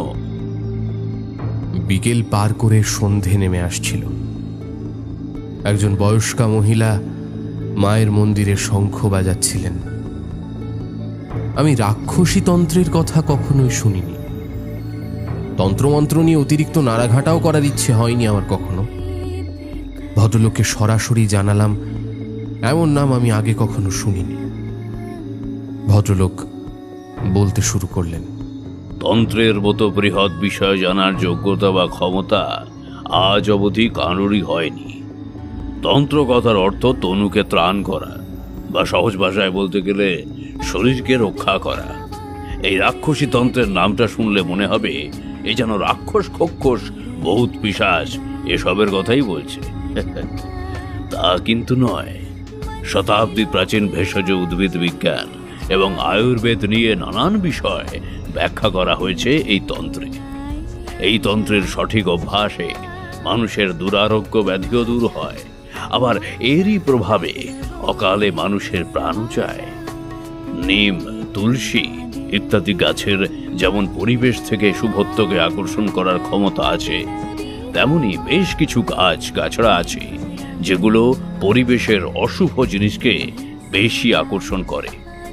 তেমনি কোনো অশুভ গাছ ওই বাস্তুভিটাতে আছে যেটার প্রভাবে এতগুলো মানুষ মারা গেছে, যার কারণে ক্ষতি হয়েছে আপনার মক্কেলের। ভালোই বলুন আর খারাপই বলুন, আদর যত্ন পেলে তারা আর সেই জায়গা ছেড়ে যেতে চায় না। ওই গাছ যে অশুভ শক্তির বিস্তার ঘটিয়েছে সেটাও তাই যেতে চাইছে না। যে ভদ্রলোক ওই গাছকে এনে পুঁতেছেন, যত্ন করেছেন, তার জীবন না নিয়ে ওই গাছ মরবে না। ওই গাছ যে সর্বগ্রাসী, ওর স্বভাব যে রাক্ষসীর মতো। এবার বলুন, সহজে কি তার হাত থেকে নিস্তার পাওয়া যায়? তাহলে আমাদের বিপদও কি সহজে কমবে না? ভদ্রলোক বেশ কিছুক্ষণ আমার চোখের দিকে সরাসরি তাকিয়ে রইলেন, তারপর বললেন, আপনার ওই ঘর একেবারে পরিষ্কার ঝকঝকে করে ফেলুন, বুঝলেন? নিজেও ঈশ্বরের স্মরণ করুন, মাকে ডাকুন, তিনি সব ঠিক করে দেবেন। আচ্ছা, আপনি ছাড়াও আরো কেউ আপনারই মতো বিপদে আছে নাকি? আমি সর্বজিতের কথা বললাম ভদ্রলোককে। উনি ওর ক্ষেত্রেও আত্মশুদ্ধির উপদেশ দিলেন, ঠিক যেমন আমাকে দিয়েছেন। মন্দির সংলগ্ন বারান্দাটায় বসে থাকতে থাকতে শরীর মন অবশ হয়ে আসছিল। মনে হচ্ছিল একটা বালিশ কেউ মাথার নিচে রেখে দিলে এখানেই ঘুমিয়ে পড়ি। ভদ্রলোকের ঠিক পেছনে একটা খোলা জানলা দিয়ে মা অন্নপূর্ণার একটা বিগ্রহ দেখা যাচ্ছিল। সেদিকে তাকিয়ে মনে হলো আমার যেন আহার জোগাড়ের আর চিন্তা নেই, মা অন্নপূর্ণা সব দেখে নেবেন। যে দায়িত্ববোধ আমি ভুলে গেছিলাম, হঠাৎ সেটাই যেন বুকের ভেতর পাথরের মতো ভারী হয়ে এলো। মনে হলো আমি তো শান্তি পেয়ে যাব, কিন্তু জনার্দন বর্মনের মৃত্যু ছাড়া আর কোনো উপায় নেই কি বাঁচার? পাথরের মতো ভারী অনুভূতিটা বাইরে বেরিয়ে আসতে চাইল। ভদ্রলোককে জিজ্ঞেস করলাম, আপনি তো আমায় বাঁচিয়ে নিলেন, আমি বিপদে পড়ে আপনার শরণ নিয়েছি তাই, কিন্তু যিনি বিপদে পড়ে আমার শরণ নিয়েছেন তাকে কি মাঝ দরিয়ায় ছেড়ে দেওয়া আমার উচিত হবে? ভদ্রলোক আর কথা না বাড়িয়ে মন্দিরে ঢুকে গেলেন। আমি আর আমার বন্ধুটি বসে রইলাম বারান্দায়। সময় পেরিয়ে যেতে লাগলো। প্রায় ঘন্টাখানেক পরে মন্দির থেকে বেরিয়ে এলেন আমার বন্ধুর গুরুদেব। তার মুখে আবার খেলা করছে সেই সরল হাসি। ভদ্রলোক আমায় প্রশ্ন করলেন, ওই গাছ, ওই অশুভ শক্তি, এসব বাদ দিয়েও আপনি নিশ্চয়ই ওই বাড়িতে খুব ভালো কিছু একটা দেখেছেন। মানুষ যখন খারাপের কথা বলতে থাকে তখন তার ভালোর কথা মাথায় থাকে না। আচ্ছা, ভালো করে ভেবে বলুন তো, ও বাড়িতে ভালো জিনিস কি দেখেছেন? সঙ্গে সঙ্গে আমার মনে পড়ে গেল 3 তলার ঘরগুলোর কথা। 100 ভাগের 70 ভাগ যদি খারাপ থাকে, বাকি 30 ভাগের কথা কারোর মনে থাকে না। সেই নিয়মেই ভালোর কথা আমি ভুলে কালোর মধ্যে সবকিছু খোঁজার চেষ্টা করছিলাম। ভদ্রলোককে আমি এবার 3 তলার ঘরগুলোর কথা বলতে শুরু করলাম। উত্তর পূর্ব দিকের সেই ঘরটা, তার ভেতরে অবস্থিত শ্বেত পাথরের দেবী মূর্তির কথাও তাকে বললাম। তিনি সবটা শুনে বললেন, ওই দেবীর কোনো ছবি আছে নাকি আপনার কাছে? গাছটার ছবি যেমন তুলেছিলাম তেমনি সেই দেবীর ছবিও তুলেছিলাম। এটা মনে পড়ল আমার। গ্যালারি খুলে কিছুক্ষণ স্ক্রল করতেই বেরিয়ে পড়ল সেই ছবি। ভদ্রলোক বেশ মনোযোগ দিয়ে দেখলেন ছবিটা, জুম করে ছবিটা বড় করে নিলেন। তারপর দেবী মূর্তির মুখের দিকে চেয়ে রইলেন অনেকক্ষণ। প্রায় 10 মিনিট এভাবে পেরিয়ে যাওয়ার পর ভদ্রলোক বললেন, মা বিভিন্ন ধর্মে বিভিন্ন রূপে বিরাজ করেন। সন্তান কষ্ট পেলে মা তাকে রক্ষা না করে পারেন না। ধর্ম তো মানুষের তৈরি। সেই ধর্ম কখনো মাকে সাদা রূপে দেখে, কখনো দেখে কালো রূপে। আসলে সে তো মা। পারলে এই মাই আপনার মক্কেলকে বিপদ থেকে উদ্ধার করবেন। তবে এই রাক্ষসী তার অনেক প্রভাব ওই বাড়িতে বিস্তার করে ফেলেছে। এ সহজে যেতে চাইবে না, প্রচন্ড লড়াই হবে। মা জিতবেন, অবশ্যই জিতবেন। অন্ধকার যতই আলোকে ঢেকে দিক, আলোর দীপ্তিকে শেষ করে দেওয়ার ক্ষমতা তার নেই। মনে অসীম সাহস নিয়ে সবটুকু সহ্য করতে হবে, শুধু তাতেই আবার আলো ফিরে আসবে। আমি ভদ্রলোককে গুরুজ্ঞানে প্রণাম করে বেরিয়ে এলাম। বাইরে এসে মনে হলো আর কোনো সমস্যা কোথাও নেই। আমি যেন নিজেই সব কিছুর সমাধান করে ফেলতে পারবো। মনে মনে গুরু প্রণাম করে গায়ত্রী স্তব করলাম। মনে বল ফিরতে লাগলো ধীরে ধীরে। বাড়ি ফিরে হাসি মুখে সকলের সঙ্গে কথা বললাম। যাদের সঙ্গে খারাপ ব্যবহার করেছি সকলের কাছে ক্ষমা চাইলাম। ক্ষমা চাইলে যদি ক্ষমা পাওয়া যায়, তার চেয়ে বড় পূর্ণ খুব কম আছে। জনার্দন বর্মনের বাড়ির বেল বাজিয়ে অনেকক্ষণ অপেক্ষা করতে লাগলাম। উনি দরজা খুলছেন না। সর্বজিৎ আমার সঙ্গে এসেছে। বাধ্য হয়ে বেশ কয়েকবার দরজা ধাক্কা দিলাম, তাও কোনো সাড়া শব্দ পাওয়া গেল না। চিন্তায় পড়ে গেলাম আমরা। বাড়িটার থেকে 100 গজ মতো দূরে একটা দোকান আছে। বাধ্য হয়ে সেখানে খোঁজ খবর করতে গেলাম। দোকানদার জানালো শেষ 2 দিন ওই বাড়ির মালিককে সে বাইরে বেরোতে দেখেনি। চিন্তাটা আরো দ্বিগুণ বেড়ে গেল আমাদের। কি করব কিছুই মাথায় আসছে না। পুলিশকে খবর দেওয়া উচিত কিনা ভাবলাম একবার। এ সমস্ত সময় সর্বজিতের মাথায় কিছু কুবুদ্ধি খেলে যায়। সেগুলো যে সবসময় খারাপ হয় তা নয়।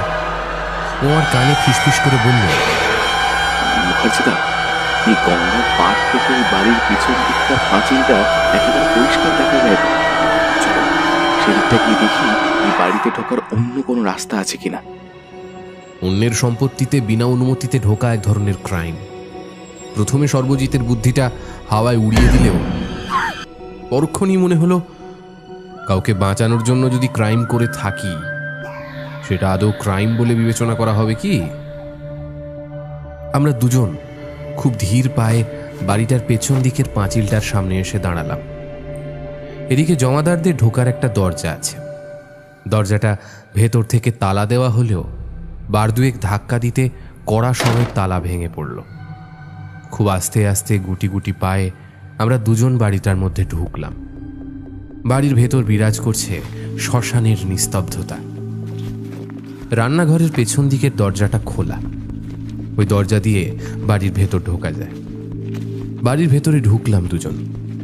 বসার ঘরটা থেকে বিশ্রী একটা শব্দ ভেসে আসছে। অনেক মাছি একসঙ্গে উড়লে তাদের ডানায় যেমন ভন ভন শব্দ হয়, এই শব্দটা সেরকমই। বৈঠকখানার দরজাটা হালকা করে ঠেলতেই খুলে গেল। সামনের দৃশ্য দেখে ভয় আর দুশ্চিন্তায় বুকের ভেতর কয়েকশো ঢাক যেন একসঙ্গে বেজে উঠল।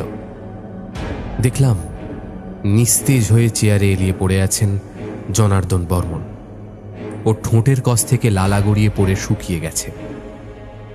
সামনে টেবিলটার উপর বাসি পচা খাওয়ার পড়ে আছে। তার চারপাশে ঠিক ঠিক করছে মাছির পাল।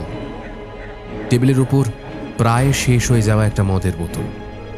মাছি ছাড়াও সার বেঁধেছে পিঁপড়ে। বোতলের পাশে রয়েছে একটা গ্লাস, তাতেও পড়ে আছে বেশ কিছুটা মদ। পিঁপড়ের পাল সেই গ্লাসের দিকেও ধাবিত হয়েছে। সর্বজিৎ সবকিছু ভুলে ছুটে গিয়ে জনার্দন বর্মনের পালস চেক করল। আমার দিকে তাকিয়ে উত্তেজিত গলায় বলল, এখনো বেঁচে আছে, এক্ষুনি একটা হাসপাতালে নিয়ে যাওয়ার ব্যবস্থা করতে হবে, না হলে পালস যেভাবে চলছে বেশিক্ষণ বাঁচবে বলে মনে হয় না। এই অঞ্চলের অনেক কিছুই সর্বজিতের চেনা। ও সঙ্গে সঙ্গে একটা অ্যাম্বুলেন্সের ব্যবস্থা করে ফেলল এবং মিনিট 15-র মধ্যে চলে এলো অ্যাম্বুলেন্স। স্টেট জেনারেল হসপিটালের ডাক্তারেরা অবিলম্বে চিকিৎসা শুরু করলেন জনার্দন বর্মনের। প্রায় আধ ঘন্টা পরে সেখান থেকে জানানো হলো বড় কোনো হাসপাতালে রুগীকে শিফট করার কথা। আমরা আবার চেষ্টা চরিত্র করে জনার্দন বর্মনকে আরজি কর মেডিকেল কলেজ হাসপাতালে ভর্তি করালাম। ডাক্তারবাবুরা জানালেন রোগীর অবস্থা আশঙ্কাজনক। বিকেল 5টা অবধি আমি আর সর্বজিৎ বসে রইলাম আরজি কর হাসপাতালে। মন ভেঙে আসছিল। এ যাত্রা হয়তো জনার্দনকে বাড়ি ফেরাতে পারবো না। 5:30 নাগাদ সুধাদার ফোন এলো। তিনি আমায় বললেন, সৌরেন চক্রবর্তী তার বন্ধুর সঙ্গে কথা বলেছেন। উনি জানতে চেয়েছেন যে মেঘালয়ের ঠিক কোন জায়গাটায় ওই কাজটা পাওয়া গিয়েছিল। মানে আশেপাশের কোনো গ্রাম বা কোনো জায়গার কথা কি তুমি জানো? তাহলে ওদের খুঁজতে একটু সুবিধা হবে আর কি। জনার্দন বর্মন আমাকে যে গ্রামটার কথা বলেছিল সেই নাম নিয়ে তার নিজেরই সংশয় ছিল। ওই সোভি বা হোভি এরকমই কিছু একটা বলেছিল। সুধাদা, এখন সে মৃত্যুর সঙ্গে লড়াই করছে, তাকে জিজ্ঞেস করার সুযোগটুকু আমার নেই। রাত 8টার দিকে ডাক্তার আমাদের ডেকে পাঠালেন। এক্ষেত্রে ডাক্তার বা হাসপাতাল কর্তৃপক্ষ বাড়ির লোকজনের খোঁজ করেন, তবে আমরা এসেই জানিয়েছিলাম রোগীর এরকম অবস্থা দেখে আমরা বাড়ির লোককে খোঁজার সময় পাইনি। উনি ওর বাড়িতে একাই থাকতেন। যাই হোক, ডাক্তারবাবু আমাদের ডেকে বললেন, রোগীর শরীরের সমস্ত জল বেরিয়ে গিয়ে শরীর ডিহাইড্রেট হয়ে গিয়েছিল। সেই কারণেই আস্তে আস্তে প্রত্যেকটা অর্গানের উপরের প্রভাব পড়ছিল।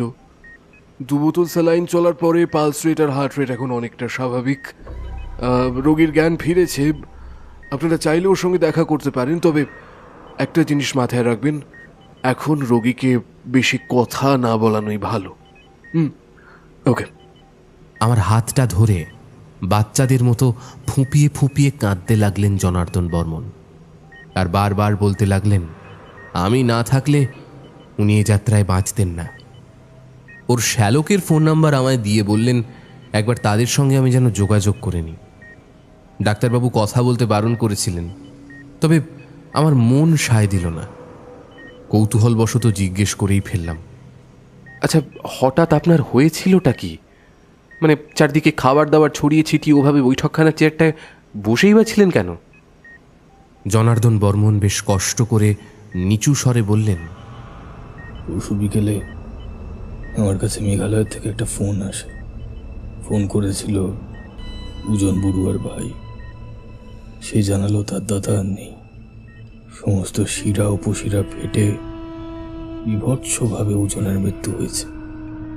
আমাকে ঘিরে ধরল চাপ চাপ ভয়। বাইরে থেকে আনলাম মাংস।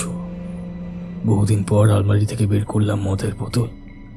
কানের কাছে কেউ যেন ফিসফিস করে ক্রমাগত বলে চলেছিল, সে মদ আর মাংস চাইছে, আমি খেলেই নাকি তার খাওয়া হবে।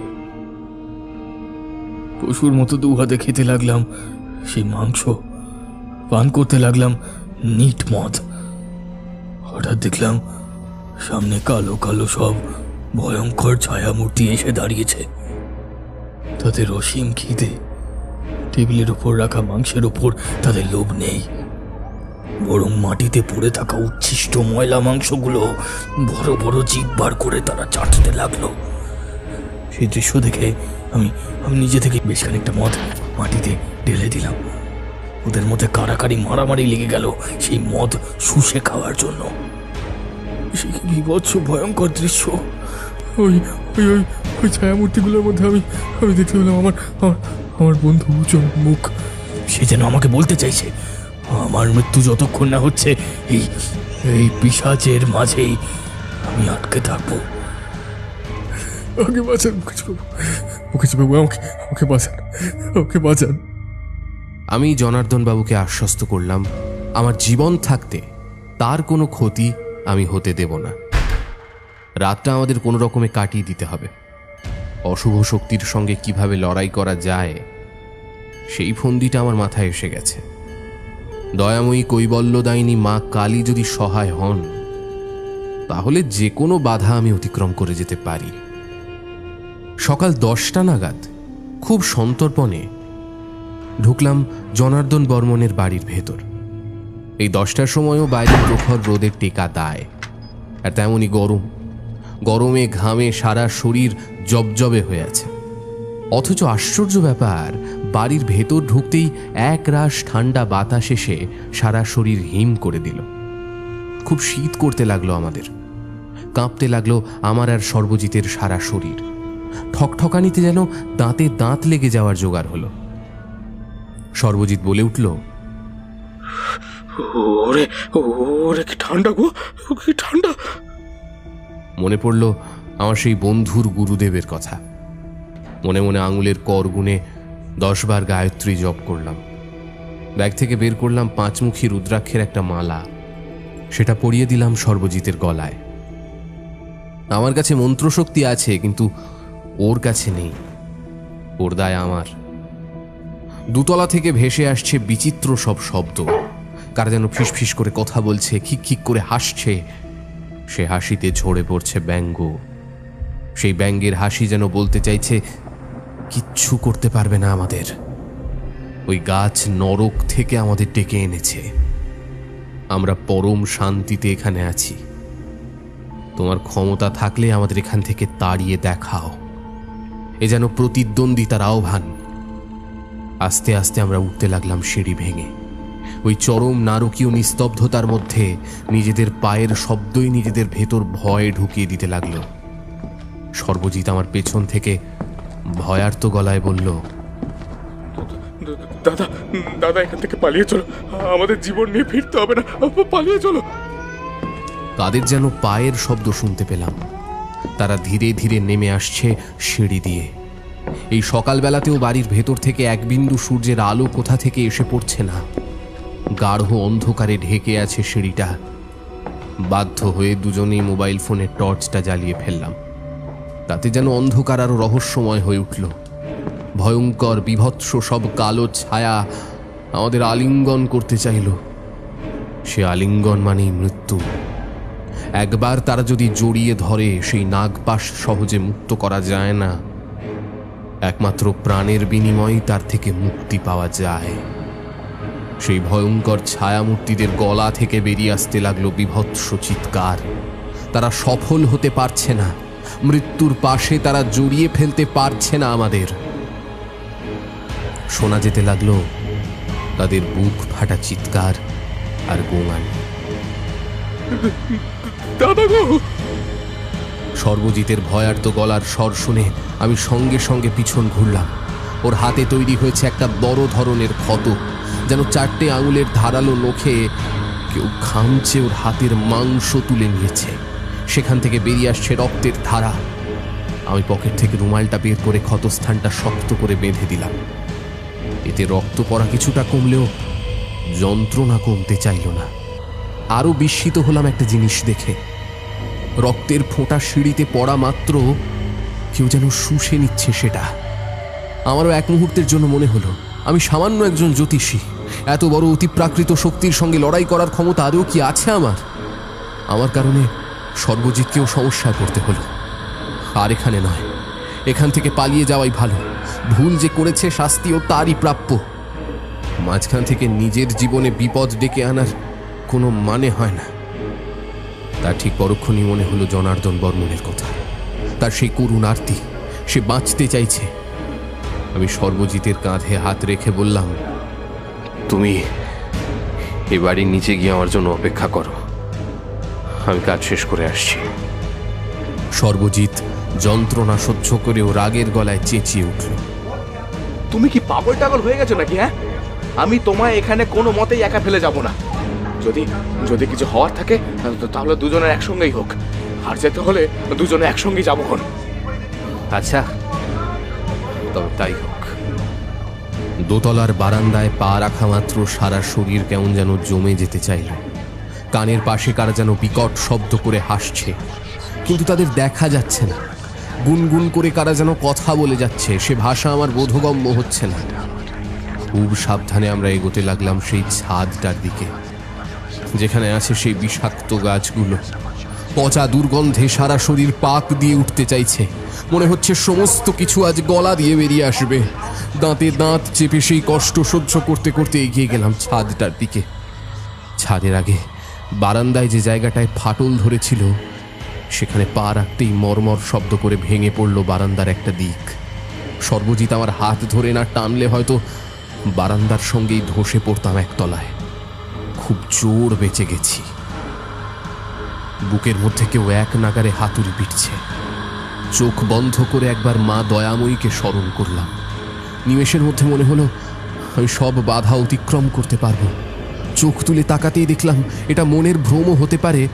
সামনে একটা বাচ্চা মেয়ে দাঁড়িয়ে আছে। সে প্রায় আমার হাতটা ধরেই নিয়ে গেল ছাদটায়। পচা বিষাক্ত গন্ধটা মুহূর্তের মধ্যে উধাও হয়ে গেল। দুটো বড় টবে রয়েছে গাছগুলো। মাটি থেকে টবটা তুলতে গিয়ে নাভিশ্বাস উঠে আসার জোগাড় হলো। এত ভারী জিনিস আগে কখনো তুলিনি আমি। দুহাতেই টবটা তুলতে পারছি না। সেক্ষেত্রে সর্বজিতের যে কি দশা হচ্ছে তা কহতব্য নয়। বাচ্চা মেয়েটা আধো আধো গলায় বলল, এটা কি খুব ভারী নাকি গো?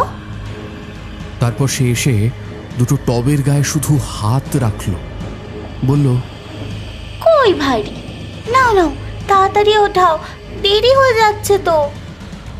এবার টবটা তুলতে গিয়ে দেখলাম সেটা যেন তুলোর চেয়েও হালকা হয়ে গেছে। আমি আর সর্বজিৎ দুটো টব তুলে নিয়ে দৌড়ে গেলাম 3 তলায় ওঠা সিঁড়ির দিকে। সিঁড়িতে পা রাখা মাত্রই মনে হলো সেই পা ঠান্ডা শীতল হাতে কেউ যেন চেপে ধরেছে। ভয় পেলে আর চলবে না। ওদিকে বাচ্চা মেয়েটা তরতর করে উঠে যেতে লাগলো সিঁড়ি বেয়ে। পিছন ফিরে আমাদের ডাকলো, কই এসো তোমরা। মুখ থেকে হঠাৎই বেরিয়ে এলো, আসছি গো মা, আসছি। শীতল হাতটা আমাদের পা ছেড়ে দিল। সিঁড়ি থেকে উঠতে উঠতে কাদের যেন ঠান্ডা দেহের স্পর্শ আমাদের শরীর ছুঁতে লাগলো। সেসব নিয়ে ভাবার সময় অনেক আগেই পেরিয়ে গেছে। এখন শুধু ওই বাচ্চা মেয়েটা যে পথ দেখাবে সেই পথেই যাব। 3 তলায় উঠেই উত্তর পূর্ব দিকের ঘরটার দিকে আমরা ছুটে গেলাম। জনার্দন বর্মন চাবিটা কোথায় আছে আমাদের বলে দিয়েছিলেন গতকালই। এ বাড়িতে এসে সেটা প্রথমেই বের করে নিয়েছিলাম। আমি গাছগুলো আগলে দাঁড়ালাম। সর্বজিৎ দ্রুত হাতে ঘরের তালাটা খুলে ফেলল। বাচ্চা মেয়েটাকে আর দেখতে পেলাম না। তার প্রয়োজন ফুরিয়েছে। সে এসেছিল রক্ষা করতে। আশা করি আর ভয় নেই। টবগুলো নিমেষের মধ্যে আবার ভারী হয়ে উঠেছে। অতি কষ্টে শরীরের সমস্ত শক্তি দিয়ে ওগুলোকে ঘরটার মধ্যে ঢোকালাম। তারপর খুলে দিলাম ঘরের সব কটা দরজা জানলা। আলোর ঝলকে চোখ ধাঁধিয়ে যেতে লাগলো আমাদের।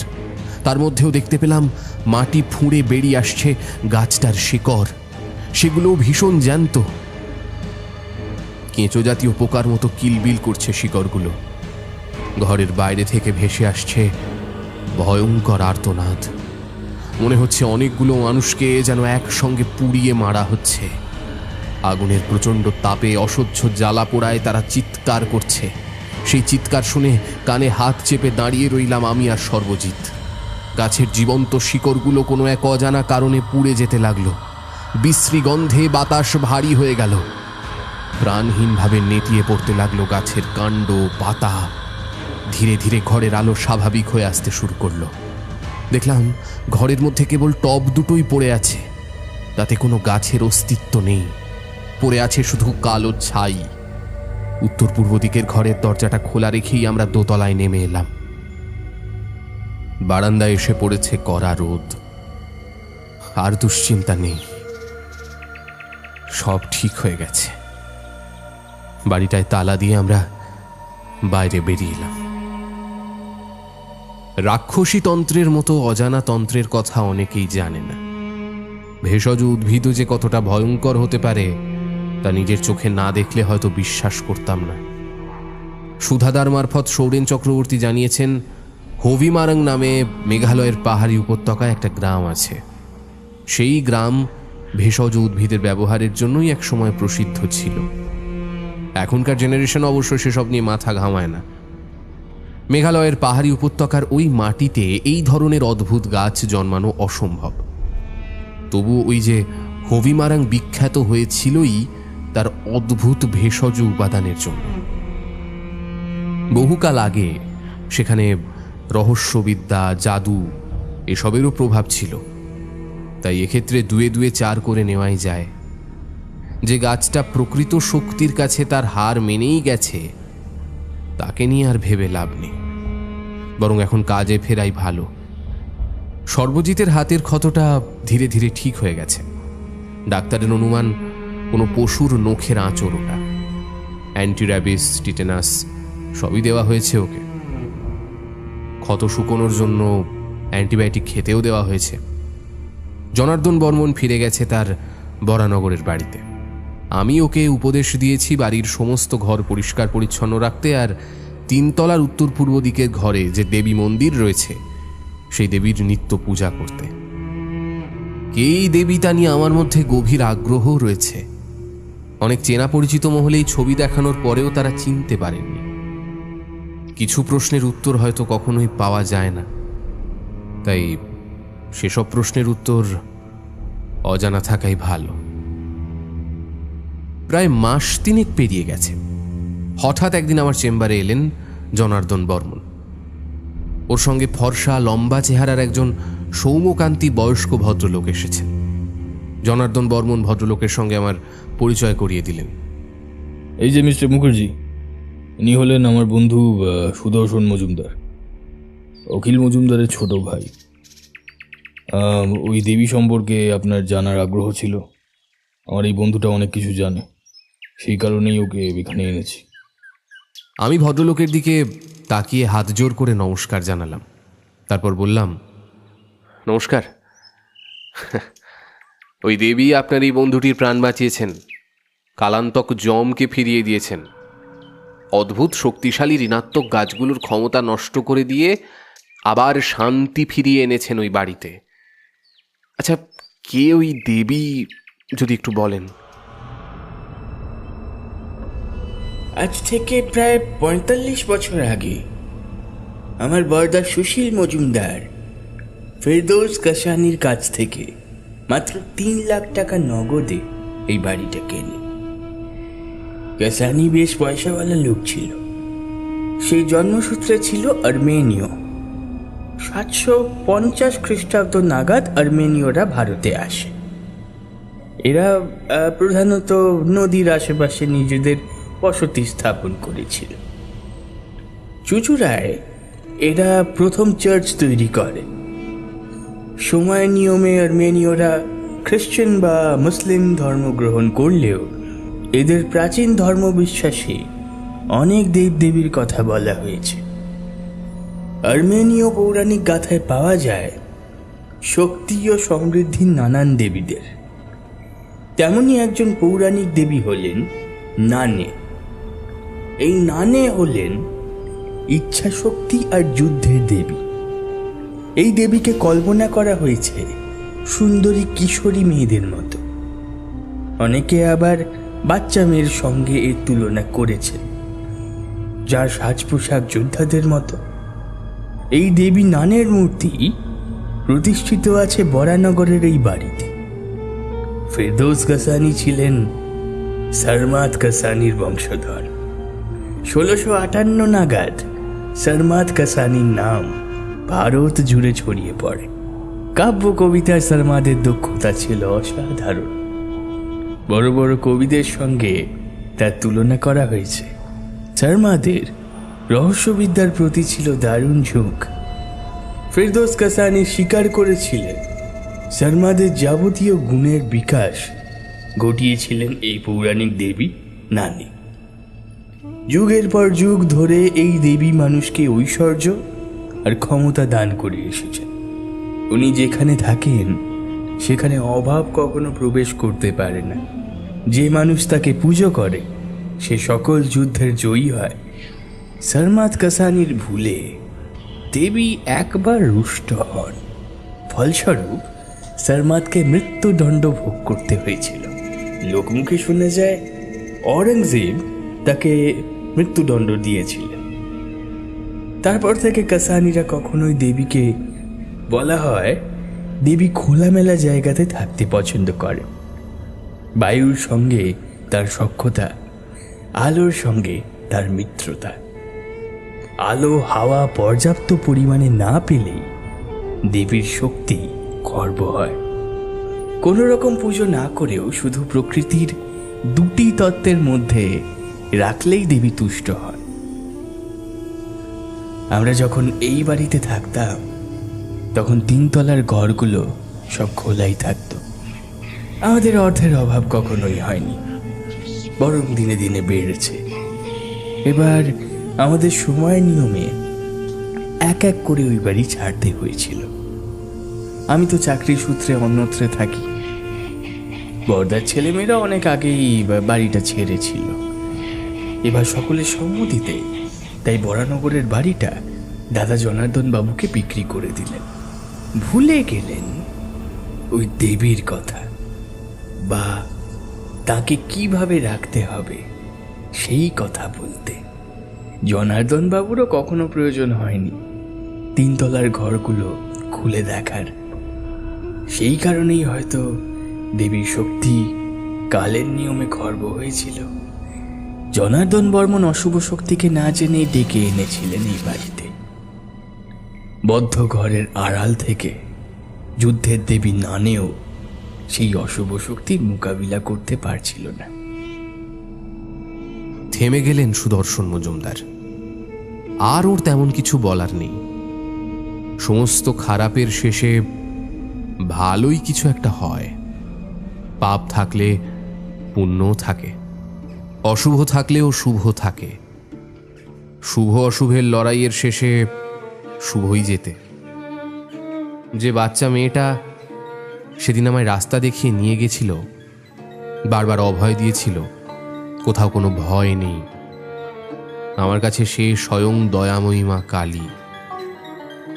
আমার কাশানিরর কাছে সেই হয়তো দেবী নানে।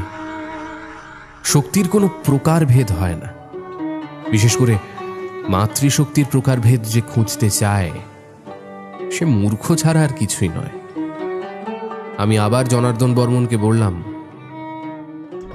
মনে আছে তো স্যার, ঘরের জানলা দরজা সবসময় খুলে রাখবেন, আলো হাওয়া আসতে দেবেন। হ্যাঁ, দেখবেন সব ঠিক আছে, কোথাও কোনো সমস্যা নেই।